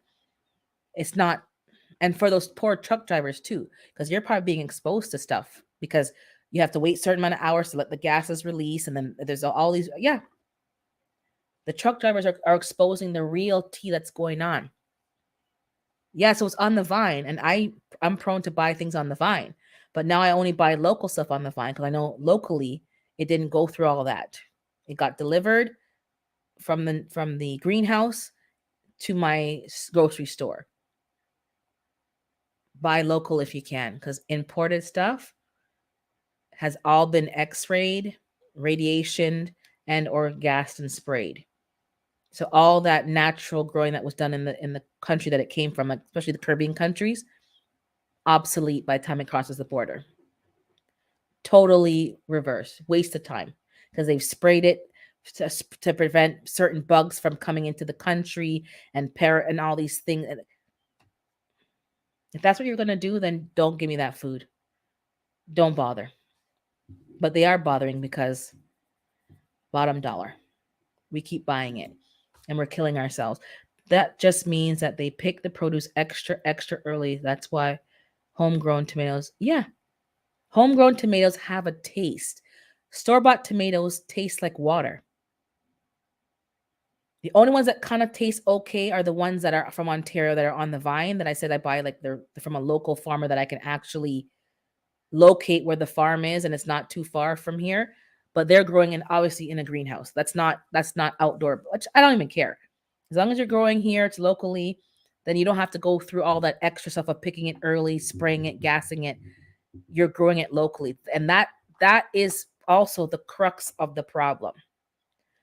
A lot of the farmers are no longer in business. And I don't know how many of you all in the states that you live in or the provinces that you live in have local farms providing most of the food that you get at your local grocery store. I don't know how many of you could say, yeah, there's about 3 or 4 or 5 farms that, in this state or even more that supply the tomatoes and the potatoes and the basic staples that you would eat, or most of the things shipped from across the country or out of the country. Growing locally is important. I didn't realize how important it is till now when you live a little life and you realize what the other generations were fighting for. Because we don't realize the damage we're doing by having things imported into the country. We should really be growing it ourselves. We need to grow it ourselves. And if you are in a zone that you can grow certain things, then grow what works for your zone. Don't be trying to grow things that don't really work in your zone unless you're going to put in the work and the infrastructure to give it the climate that it needs.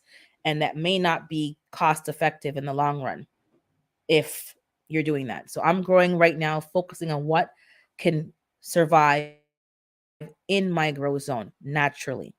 And then maybe I'll experiment further on with other things. But as for right now, 5B, zone 5B, and 6A, I'm growing what works in my climate. That's the most important thing.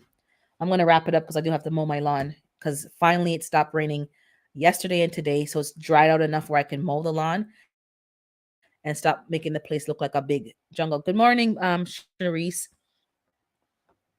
So let's just pat yourself on the back a bit as well for those of you who are working even when it's hard. You're growing your food, you're working through the pain, you're working when you're in pain, and you're doing your thing. Like, you're not just, this is not a easy task, and we have to look at ourselves as warriors. We're the new generation of warriors because we're making that difference and that impact on our family, and we're teaching them skills. Hopefully they appreciate it, and they probably will, of what we need to be doing to stop being a slave to the system. And it's not as hard as many of us think. It just takes us having a mindset and every day moving forward in the goals and the values that we believe in. And nobody's going to do it for you. You have to do it for yourself. Drop your seeds, plant your seeds, harvest your seeds, save your seeds, because seeds are not really treated as important. And I'm saying that because I went to the big box store when I went to get seeds, and then I got the tree. And I don't know what happened, but the seeds must have been exposed to water because half of the packs were wet. So I don't know like what they were doing. And they don't give a crap. Like, this is the garden center. So you're buying seeds, and maybe the seeds have probably already been maybe they're probably not even going to be viable. I don't know for sure. I tried to buy a few that looked dry and that didn't look like the pack was wet and then dried, but they don't care. So get good quality seeds from stores that actually take care of the garden center. Get your starts, get as many perennials as you can. That's what that's how I started my gardening journey, getting perennials. I didn't want to have to replant things every year. My time has not died yet. My scallions kind of died back, but I'm going to plant some more bulbs and I put some seeds. So hopefully that takes over that section, chives. And all you do is cut the heads off when they start to flower if you don't want them to go all over the place. Let a few go to seed and then harvest those seeds. You just got to be on top of it. But plant your perennials, things that come back every year on their own. That would make your life, oh, I'll drop the link now. Easier. Drop it. There it is. Make your life easier.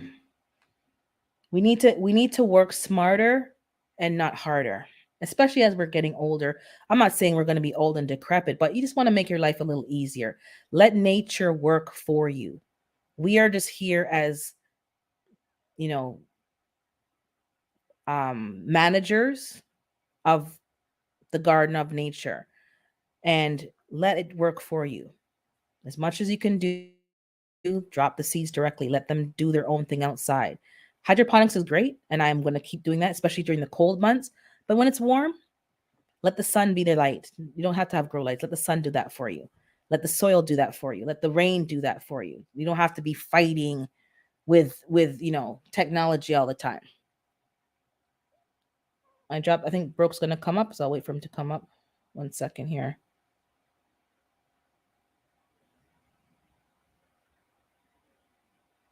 And whatchamacallit, the jumbo egg that I got. Okay, hold on. There he is.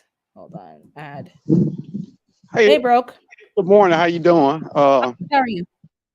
Well. You're having a really good chat about seeds, and people don't take seeds important.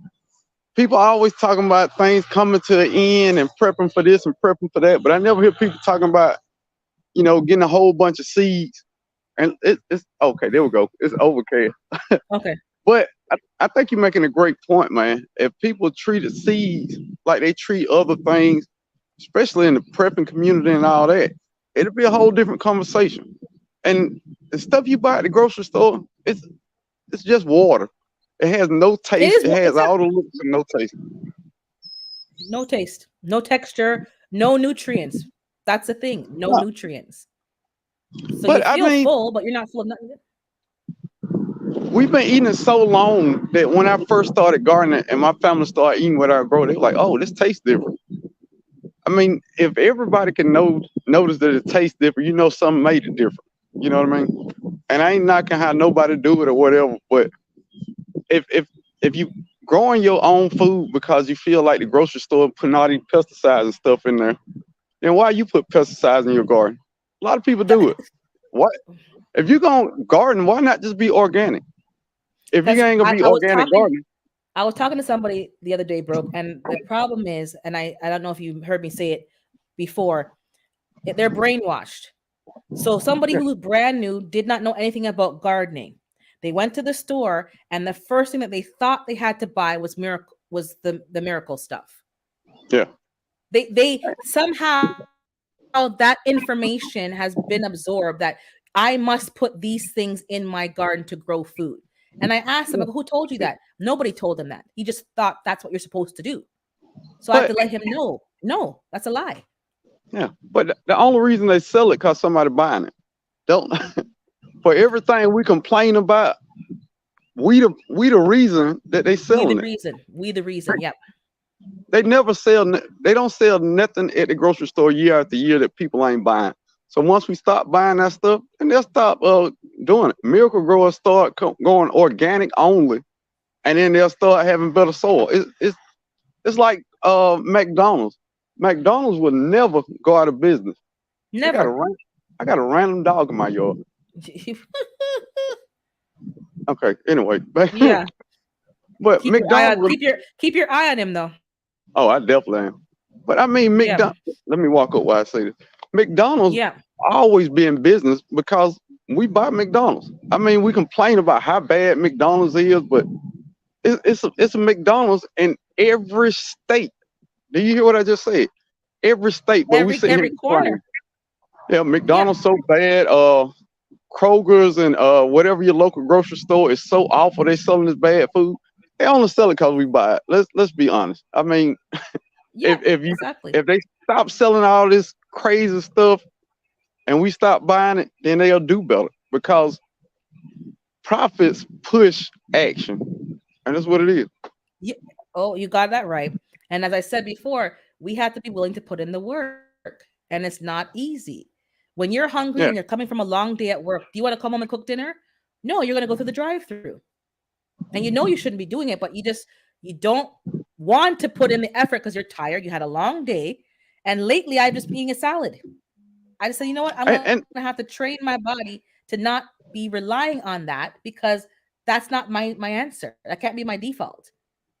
and don't get me wrong. First off, I love Chick-fil-A. God knows I love Chick-fil-A. I'm not knocking all fast food restaurants, but everything is better in moderation. You know what I mean? Moderation. Chick-fil-A. My thing is, I eat Chick-fil-A at least once every week. Once every week. And if I fill up my other days with good stuff, then it's not a big deal. It's only a big deal when you're eating Chick-fil-A for breakfast, lunch, and dinner, well, you can't eat it on Sunday because they close on Sunday. But you know, you get the point. How you know all that? Watch us. Look, if God knows if Chick-fil-A will open on Sunday, I leave church and go You'd straight be to right Chick-fil-A. there, right? But no, I I'm just going to church, but let me get some chicken. Let me get that chicken. oh Chick-fil-A. Oh my God, don't get me started. But, but But you're I right, popped off. moderation. Yeah, I popped up because I was in my garden, man, and you really were hitting home with what I was thinking about anyway. I mean, people don't take gardening that serious, man. I mean, they take it for granted that it will always be food in the grocery stores to eat or fast food restaurant will always be open. But if you know when whatever happened a couple years ago, that was the first thing to shut down. Grocery stores. My grocery store said that they was gonna open. It used to be 24 hours, but then they said it was gonna open at 9. Let all the senior citizens come in, and then whatever left Yeah. over, you can come have some of that. I'm like, Same with us. what? Yep. Senior citizens add their own hours to go so they can safely shop without the exposure of other people. And then, yeah. No, So but do I you mean, find that your family, do you find that your kids and your, are taking this gardening thing that you're doing serious? Like, do they appreciate what you're doing and they're going to kind of grow some of their own stuff, or is just you doing it? no, they don't appreciate it. No, they don't like that. All right, that's why I grow so many different things. Um, I try to grow stuff that my family gonna eat. So if I grow, I don't know, my family love watermelon, but they love red watermelon.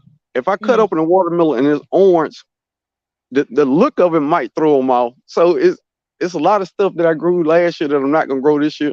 Lemon cucumbers taste just like a regular cucumber, but it looked different. So nobody ate it.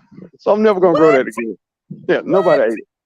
Yeah, I do, and they produce like crazy. I know I ate probably 300 lemon cucumbers last year because I couldn't give them away. To be honest with you, no, So basically, you're saying that they've been brainwashed with the stores of what things are supposed to look like. And because it doesn't look that way, they won't even try it. yeah, they won't even try. I mean, Wow. and I think that's the society as a whole. Um, if you've been eating orange carrots from the grocery store your whole life, and I grow a white Luna carrot, which tastes way better, Hmm. nobody want to try it because it looks weird. You know what I mean? So I Wow. think that's how most of society is, to be honest. No, Ain't it? that's exactly what it is. They're exactly like that, and it's so dangerous because you're limiting your exposure to different foods. Oh, he dropped out. It's like they won't even try it. And I've said to myself, I'm going to try it at least once, and if I don't like it, let it be because I don't like it, not because I didn't try to taste it. I planted some purple carrots, some black carrots, some all kind of color carrots.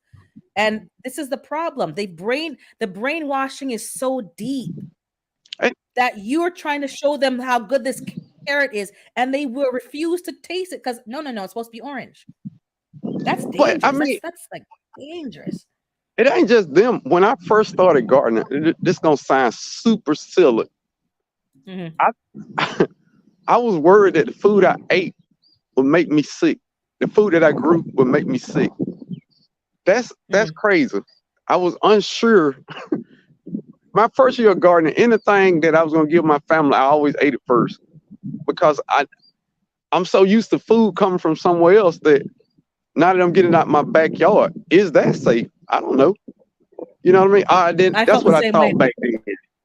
Yeah. No, I felt the same So way really, because the but people, propaganda is the propaganda is deep. I'm telling you, I was afraid to eat yeah, my and own food. then the USDA didn't certified and all this. I've heard people say if the USDA don't certify, then I ain't gonna eat it. But what they don't understand, the USDA is certifying a lot of stuff you still shouldn't eat. The USDA says Hmm. okay for McDonald's to to sell you 100-year-old hamburgers, but it's neither here nor there. But and one fun fact that people need to look up: grocery stores weren't a thing to the 50s. Yeah, the 50s. I'm, I'm gonna repeat that. Grocery stores only started getting big in the 50s. Hmm. Besides that, there's a few mom and pop stores, and a lot of people went to their local farmer to get stuff. So if it came in that quick, it can go out that quick. I'm just gonna sit that there and you do what you want to do with it. But as for me, Herbert, You're gonna grow your food exactly. we, we gonna do it. Can I get it in camera? There, oh, I see. There it is. I see. Ooh, we gonna get that in camera. And you was talking about the onions going to seed. Hmm. I got a lot of them. I don't even eat onions. And you know what? As soon as I said that, I looked around and couldn't find one.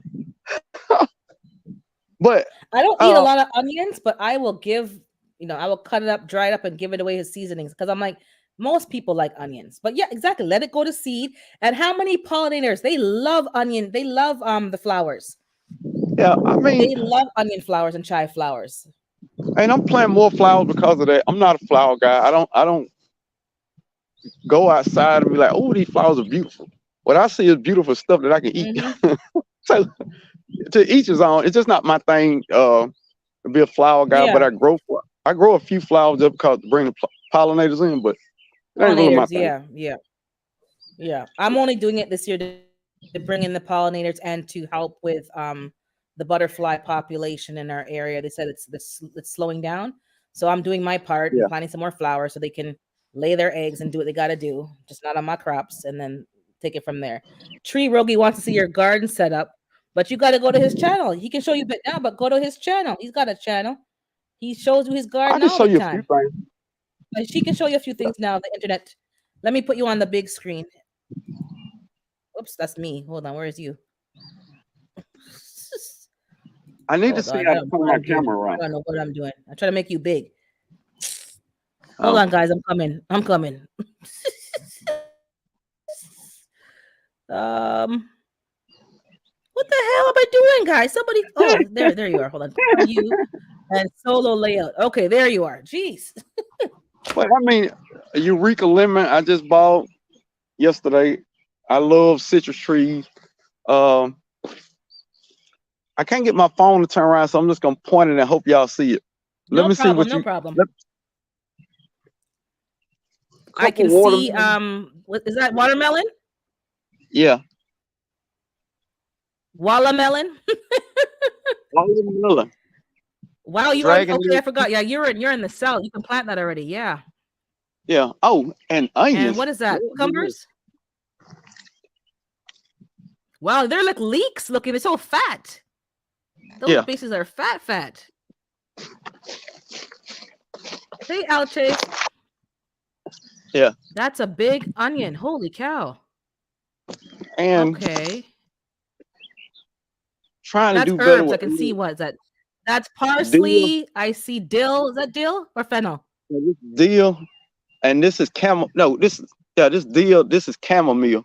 Chamomile and parsley. Yeah. That cilantro. chamomile's a good tea, good herb.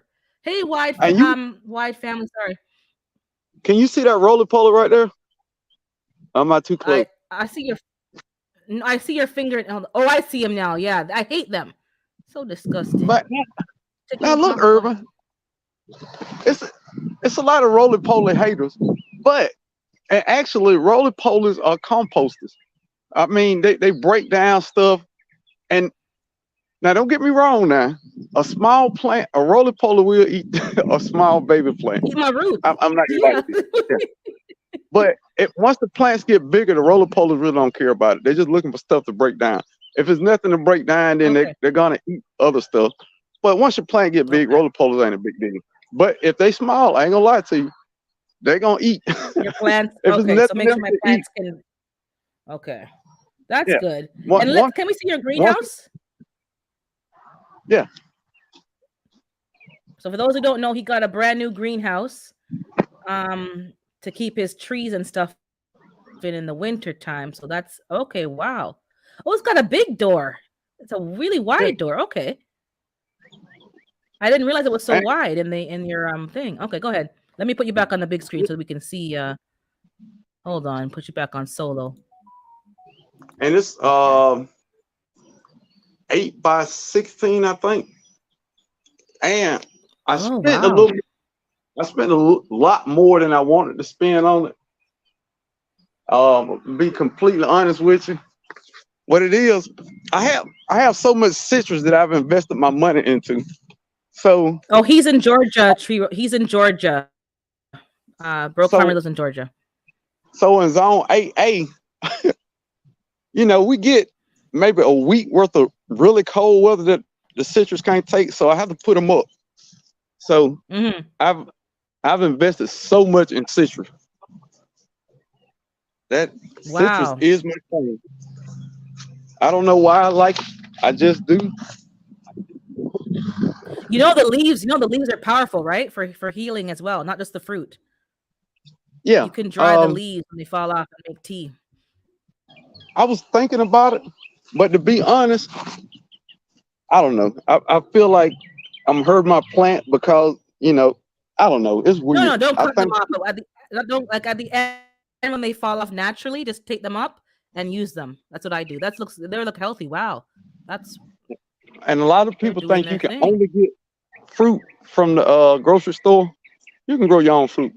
Let's start there. Mm-hmm. You can grow all the finger limes, all the figs. I love me my I mean, figs, man. The figs are yep. dude, I got too many How figs. many years have they been in pots? Like what's the longest you've had the tree in a pot? I've probably been only growing figs for 2 years. Um, and they don't get big right off the bat. A lot of years, if I leave them outside or something, they die back to the ground and grow back up. So I Mm-hmm. haven't had a huge growth spurt, but anything after probably 3-4 years, I'm gonna repot them anyway, just because I feel like that soil got Okay. to be Okay. and I don't throw soil away. Amended and I stuff. don't know what the word, re-amend it and make sure it's okay. But Yeah, dude, yeah, yeah. I just like fruit trees. Like there's nothing going on in my garden that needs to be done today. Let's be honest. I'm just out here, just looking at trees, pear trees. So so when are you gonna get animals then? I want some chickens, but my wife don't. So, and you Yeah. talking about persimmons? That's a Yeah, I ton of need high shit trust persimmons. me. As soon And as I you were get some saying something, persimmons, man. and if Kumquat and pawpaws. oh, kumquats, oh my god, it's my favorite. I want pawpaw. They so hard to find though. And That's they're a cold food. tolerant. Like persimmon. Ooh. Yeah, No, getting that's your a chickens food. broke. I can tell you the honest truth. They're not that hard. They're not hard. You only need No, no, no. 3. Really and I know truly. it's not I hard. got 6, My but you wife, only need 3. my wife just don't want them running around the backyard. No, build them an enclosed run. They're not running around the backyard. I don't want I, that either. And then, but an enclosed I bought one from the store I'm gonna put the mesh all around it, and they're gonna be always enclosed. And all that Well, manure, I'll shovel it up every season and put it in the compost bin. well, I'm gonna let you talk to her about that, and y'all work that out. But Well, because I you're got, growing food. I'll tell you, and you can tell her the amount of I'm gonna kitchen tell the waste urban say, scraps that I was throwing in the bin, and now they're eating all my kitchen scraps. It's a closed loop system. All that stuff I would oh put into the street compost is now being fed. They're eating it. They're giving me manure every day, and that's going to feed my garden. I don't have to buy no more manure from anywhere once I have theirs and the rabbit manure. And they give me an egg a day, pretty much. And they're yeah, hilarious. I think chickens are the perfect animal. Like you say, it's the perfect loop. I mean, I got a buddy that has And chickens that they'll I get amend your beds for you. for free. They'll amend your beds for you. If you cover up the raised bed to keep them protected, they'll till all of that for you. I'm like, these animals are quite like this is the animal. You don't need cows and goats. Just get you a couple of chickens. Yeah, I Couple of mean, you get chickens. eggs. You don't have to kill them. You get Nope. eggs, which is meat. You get some people you can use the feathers for certain things.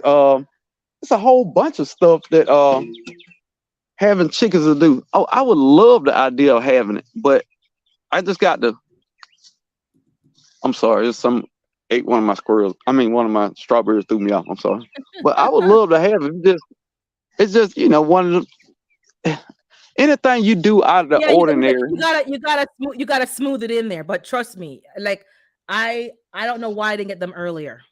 And I'm like, this is it. Like the manure is I can see it right away. It's way better than anything I could ever buy from the store. The Yes, manure sure. is fantastic. I mean, it's all right. If let's say you grow organic vegetables, and like you Mm, say, you throw them in there to your chicken to eat, then they make manure. That is the perfect compost. You know where that compost came from.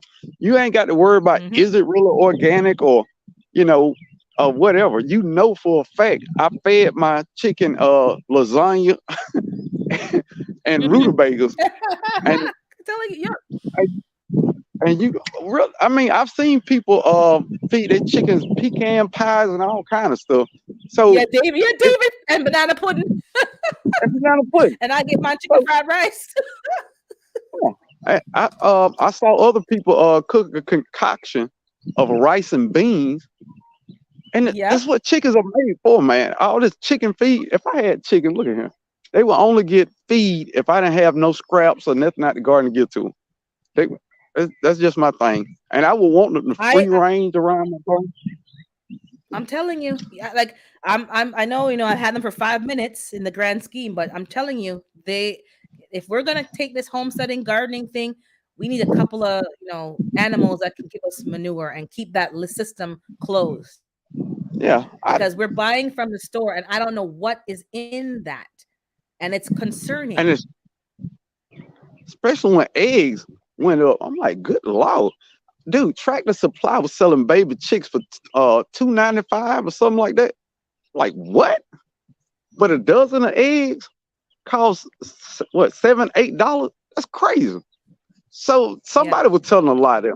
I got to be honest. Somebody telling a lie because if the eggs go up, how the chicken still cheap? What came first? The Make it make chicken? I don't sense. know. I'm telling you, this doesn't make sense. But I heard the prices have gone down now because of some. I don't know. They blamed it on the flu. Then they blamed it on the fires that this and that and all kind of stuff. But all I know is that I can't trust anything that they're telling me. I gotta be in control of my food as much as I can in an urban environment because they be lying to us. And don't get me And wrong. mm, I'm not saying we don't never shop at the grocery store. Definitely we shop at the grocery store. But it feel good knowing that if I had to, we would have to be vegans now. But we ain't going hungry. We got fruit, we got no, vegetables, and we got a lot of perennials, asparagus, and stuff like that. So you know, it's not a big a deal. we could. Yeah, I'm gonna eat. I got food and I have skills and people. No offense, like we have to have other things when prepping, but I cannot sustain myself and the health that I want eating canned food during SHTF. That will just make me go downhill health wise. We need to understand we need to be growing food, fresh food, as much as possible. You can't rely on canned food during like, and all here is buy this and buy that. I'm not eating spam. I don't eat spam now. I don't care how hungry I am. I don't. I might eat the spam then, but I can't eat just spam. Yeah. It's not going to work. Hey, Miss Shirley. Hey, Urban. Hey, how are you? I'm great. How are you? All right. I'm out working Whoa. in the yard a little bit, Summer. It's and hard it's a work. That's beautiful day good. here in Cleveland, Ohio. The sun is shining, and uh, I just doing a little weed pulling, and I got some. That's my neighbor leaving. My nephew gave me some chicken poop, and I'm mixing it up with some soil here to re-energize the soil. Like you said, we don't throw soil out. We Hmm. just take it and re-energize it by adding organic matter. He's got a chicken coop and he's been bringing me all the bedding, so I'm putting it to good use. This is soil that's been sitting out all winter. So I'm taking the chicken poop and I'm mixing it up. I'm sitting down. I'm not standing up. Hmm. I'm sitting down and I'm mixing it all up. That's good. And Yeah. where's the chicken So, poop from? He has a source for the chickens, or he has a coop. oh He has a okay, coop even with better. chickens. Okay, so he knows Yeah, what he they're has a what coop. they're, what they're doing. Okay.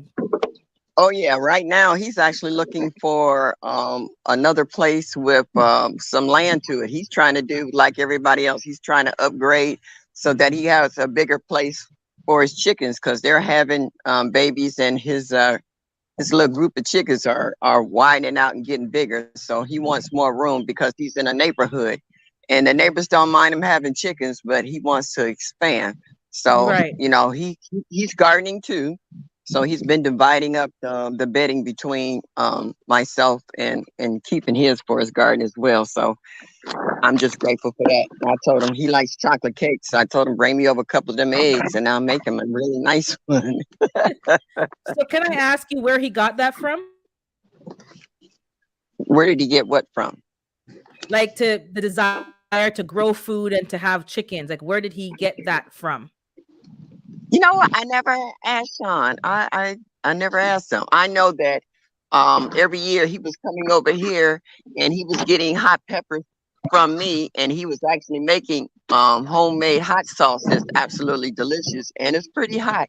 And he would always bring me back a couple of bottles from the peppers he get from me. Every time someone that I know who is very talented in what they're doing, they always bring me Mm, back the finished product anytime they got stuff from me. Like Cam, she's good with the lavender. She makes the lavender syrup, tincture, ice cream, cookies, all that kind of stuff. So I get wow. a chance to read, from that. So anytime someone called, they say, "What you got growing in your garden?" And I was like, "What you want? What you need?" And I tell them come over, and I get the benefits from it. So yeah, No, that's good because I like to hear I just when had to come people's up with some children and stuff. grandkids are doing, they're being Yeah. self-sufficient in their own way because we lost a lot of the old ways and we need to keep it, keep that going so that this doesn't get lost again. So I'm And glad he's to a hear builder that too. he's He doing. did. He said he couldn't find a coop that really fit his pocket, that really had everything that he wanted in a coop. So he Mhm. got some lumber together and his son, and they built an ideal coop.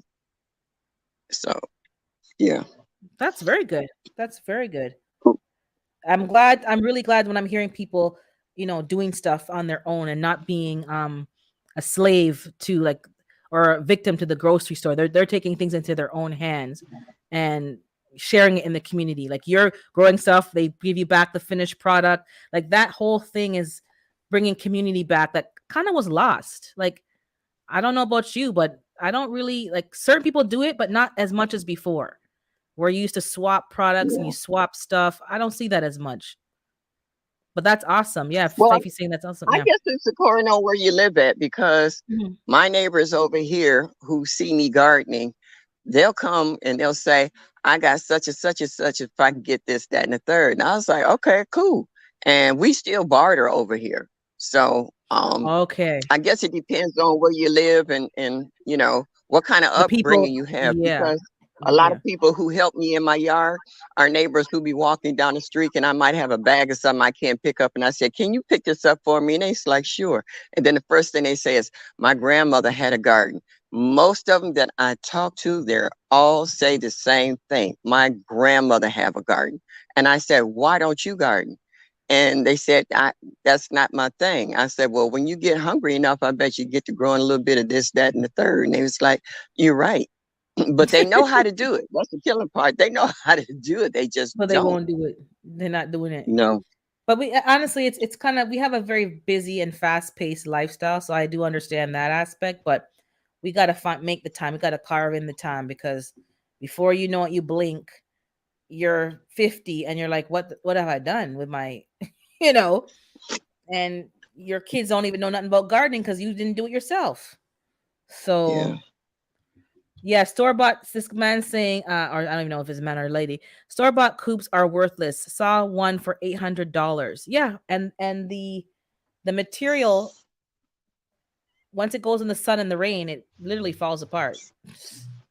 But I you have see one, how but mine's small they inside my are shed. for that price, though. Yeah. Yeah, You only can get maybe you can't one even or fit, two birds. maybe That's two, it. maybe three. But I That's trust me, I pushing it. have six in there, and I it's too many.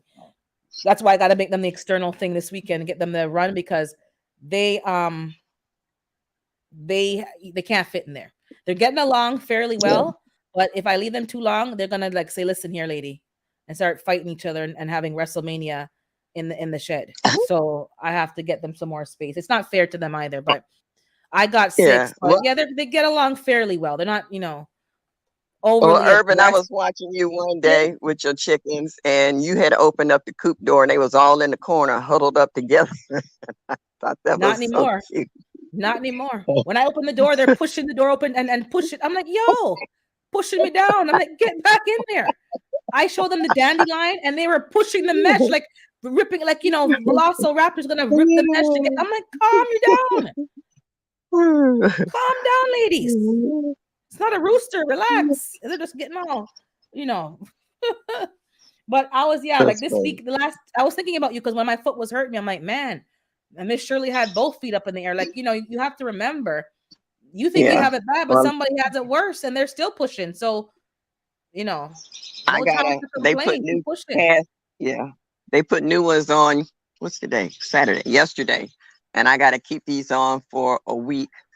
And then when I go back next week, they'll take them off and do some more ultrasounds. They said I got a leaky vein where the blood Leaky thing. goes up, but the vein doesn't close, and that's where the blood goes back into my foot, and it starts swelling, and it's changing colors, and it's Oh not Lord. good. So yeah, so I'm just waiting to see after this week.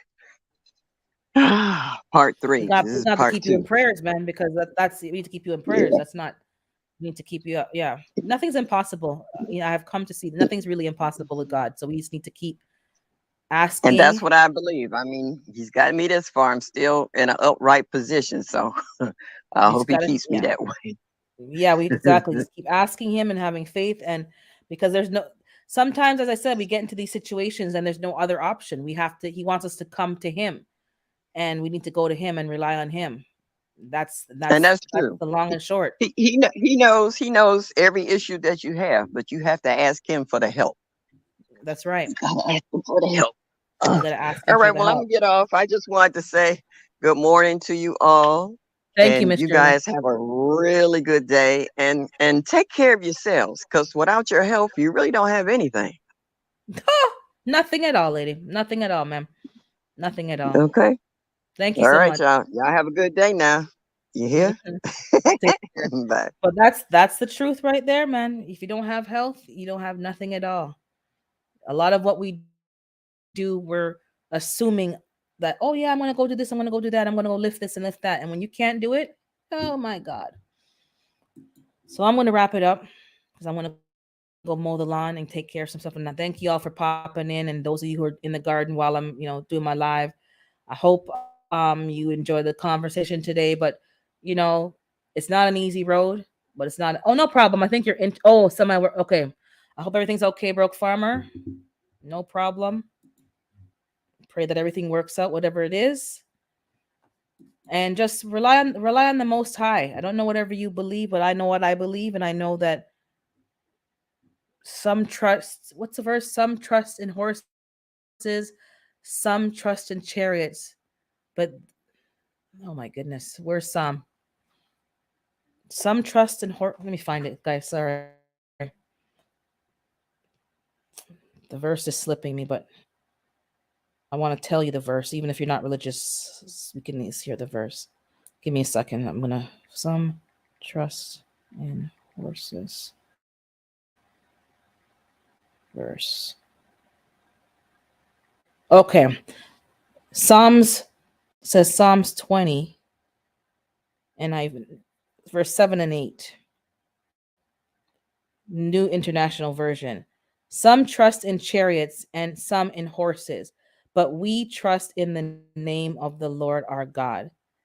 They are brought to their knees and fall, but we rise up and stand firm.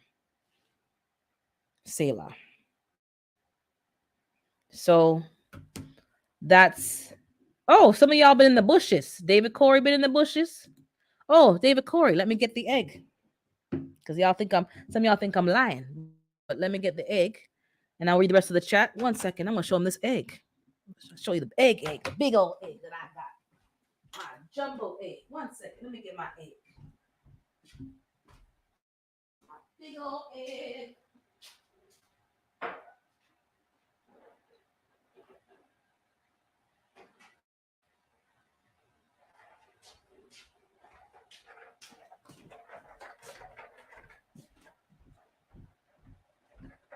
Okay. Hopefully it shows in the virtual background. Hold on. Okay. So I put them so these are the regular eggs. This is the egg. I'm Fifi, this is 3 eggs in one. I'm telling you. I'm going to That's that jumbo egg. Oh, almost, Lord have mercy, almost dropped the egg. It literally fills my palm. That's the jumbo egg that they laid. And this is a regular egg. This is a pretty big egg too. It's like one of I'm telling you, it's the barred rocks. Someone's giving me some jumbo eggs. Hope they don't need a C-section with all these big old eggs that they be dropping. So yeah, that's my big old egg. So I'm gonna crack that in a few weeks. And somebody else was in the bushes. Renaissance has been in the bushes. Man, health is the most important. I'm about to go do my 10 jumping jacks right now. Well, I'm gonna mow the lawn so that hopefully I get through that. I'll count while you do the okay. All right, so Psalms 146 talks about trusting in the Lord instead of putting your trust on people. We got to, guys. Some of what's going on is just not. I'm telling you, that poor chicken might need a C-section next time. Hope she doesn't get hemorrhoids. Oh my gosh! I only dropped the egg, the good egg. I know I know. I'm gonna watch the rest of the coronation with his extra self. How dare they call that woman queen? But rich cast on her. No, how them she become royalty. Anyways, it come like soap opera. Anyways, that is that. But be kind to yourself. Be kind to others. Push through even when it's difficult. And for some of us, it's difficult because we have injuries and so forth.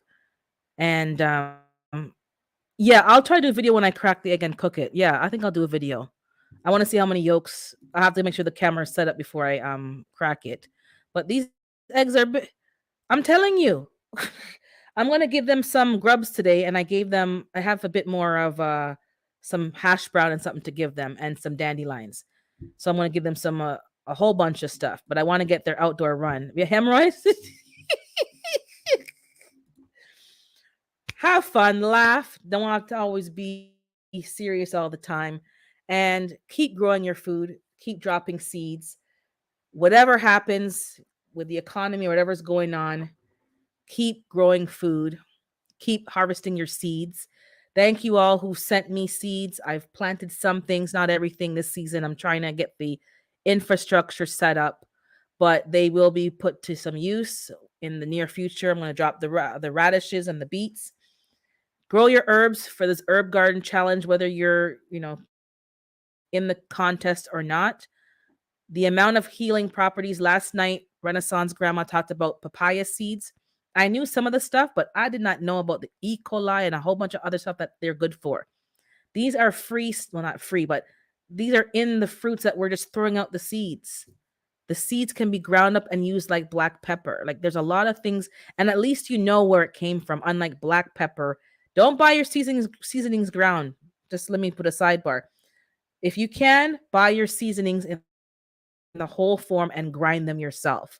Because when it's already ground, they're putting stuff in it. So let's start to be smart and wiser. Let's tap into the knowledge of our elders. Renaissance Grandma, she recommended a book. I know I got one and Hudson got one, Herbally Yours. And she said that she found it on Azure Standard for cheap. I got mine from Amazon because I'm not in the States, but a lot of herbs and healing stuff in here. And start getting the seeds for these herbs and planting them yourself. I save my papaya seeds now, but not all my. I'm telling you guys, now's the time to get the knowledge and prepare and get the plants that you need. And there's a lot of even garlic alone. I'm looking at garlic and ginger. I have fennel, the amount of things that it helps with. And I see like there's a lot of herbs that I don't have.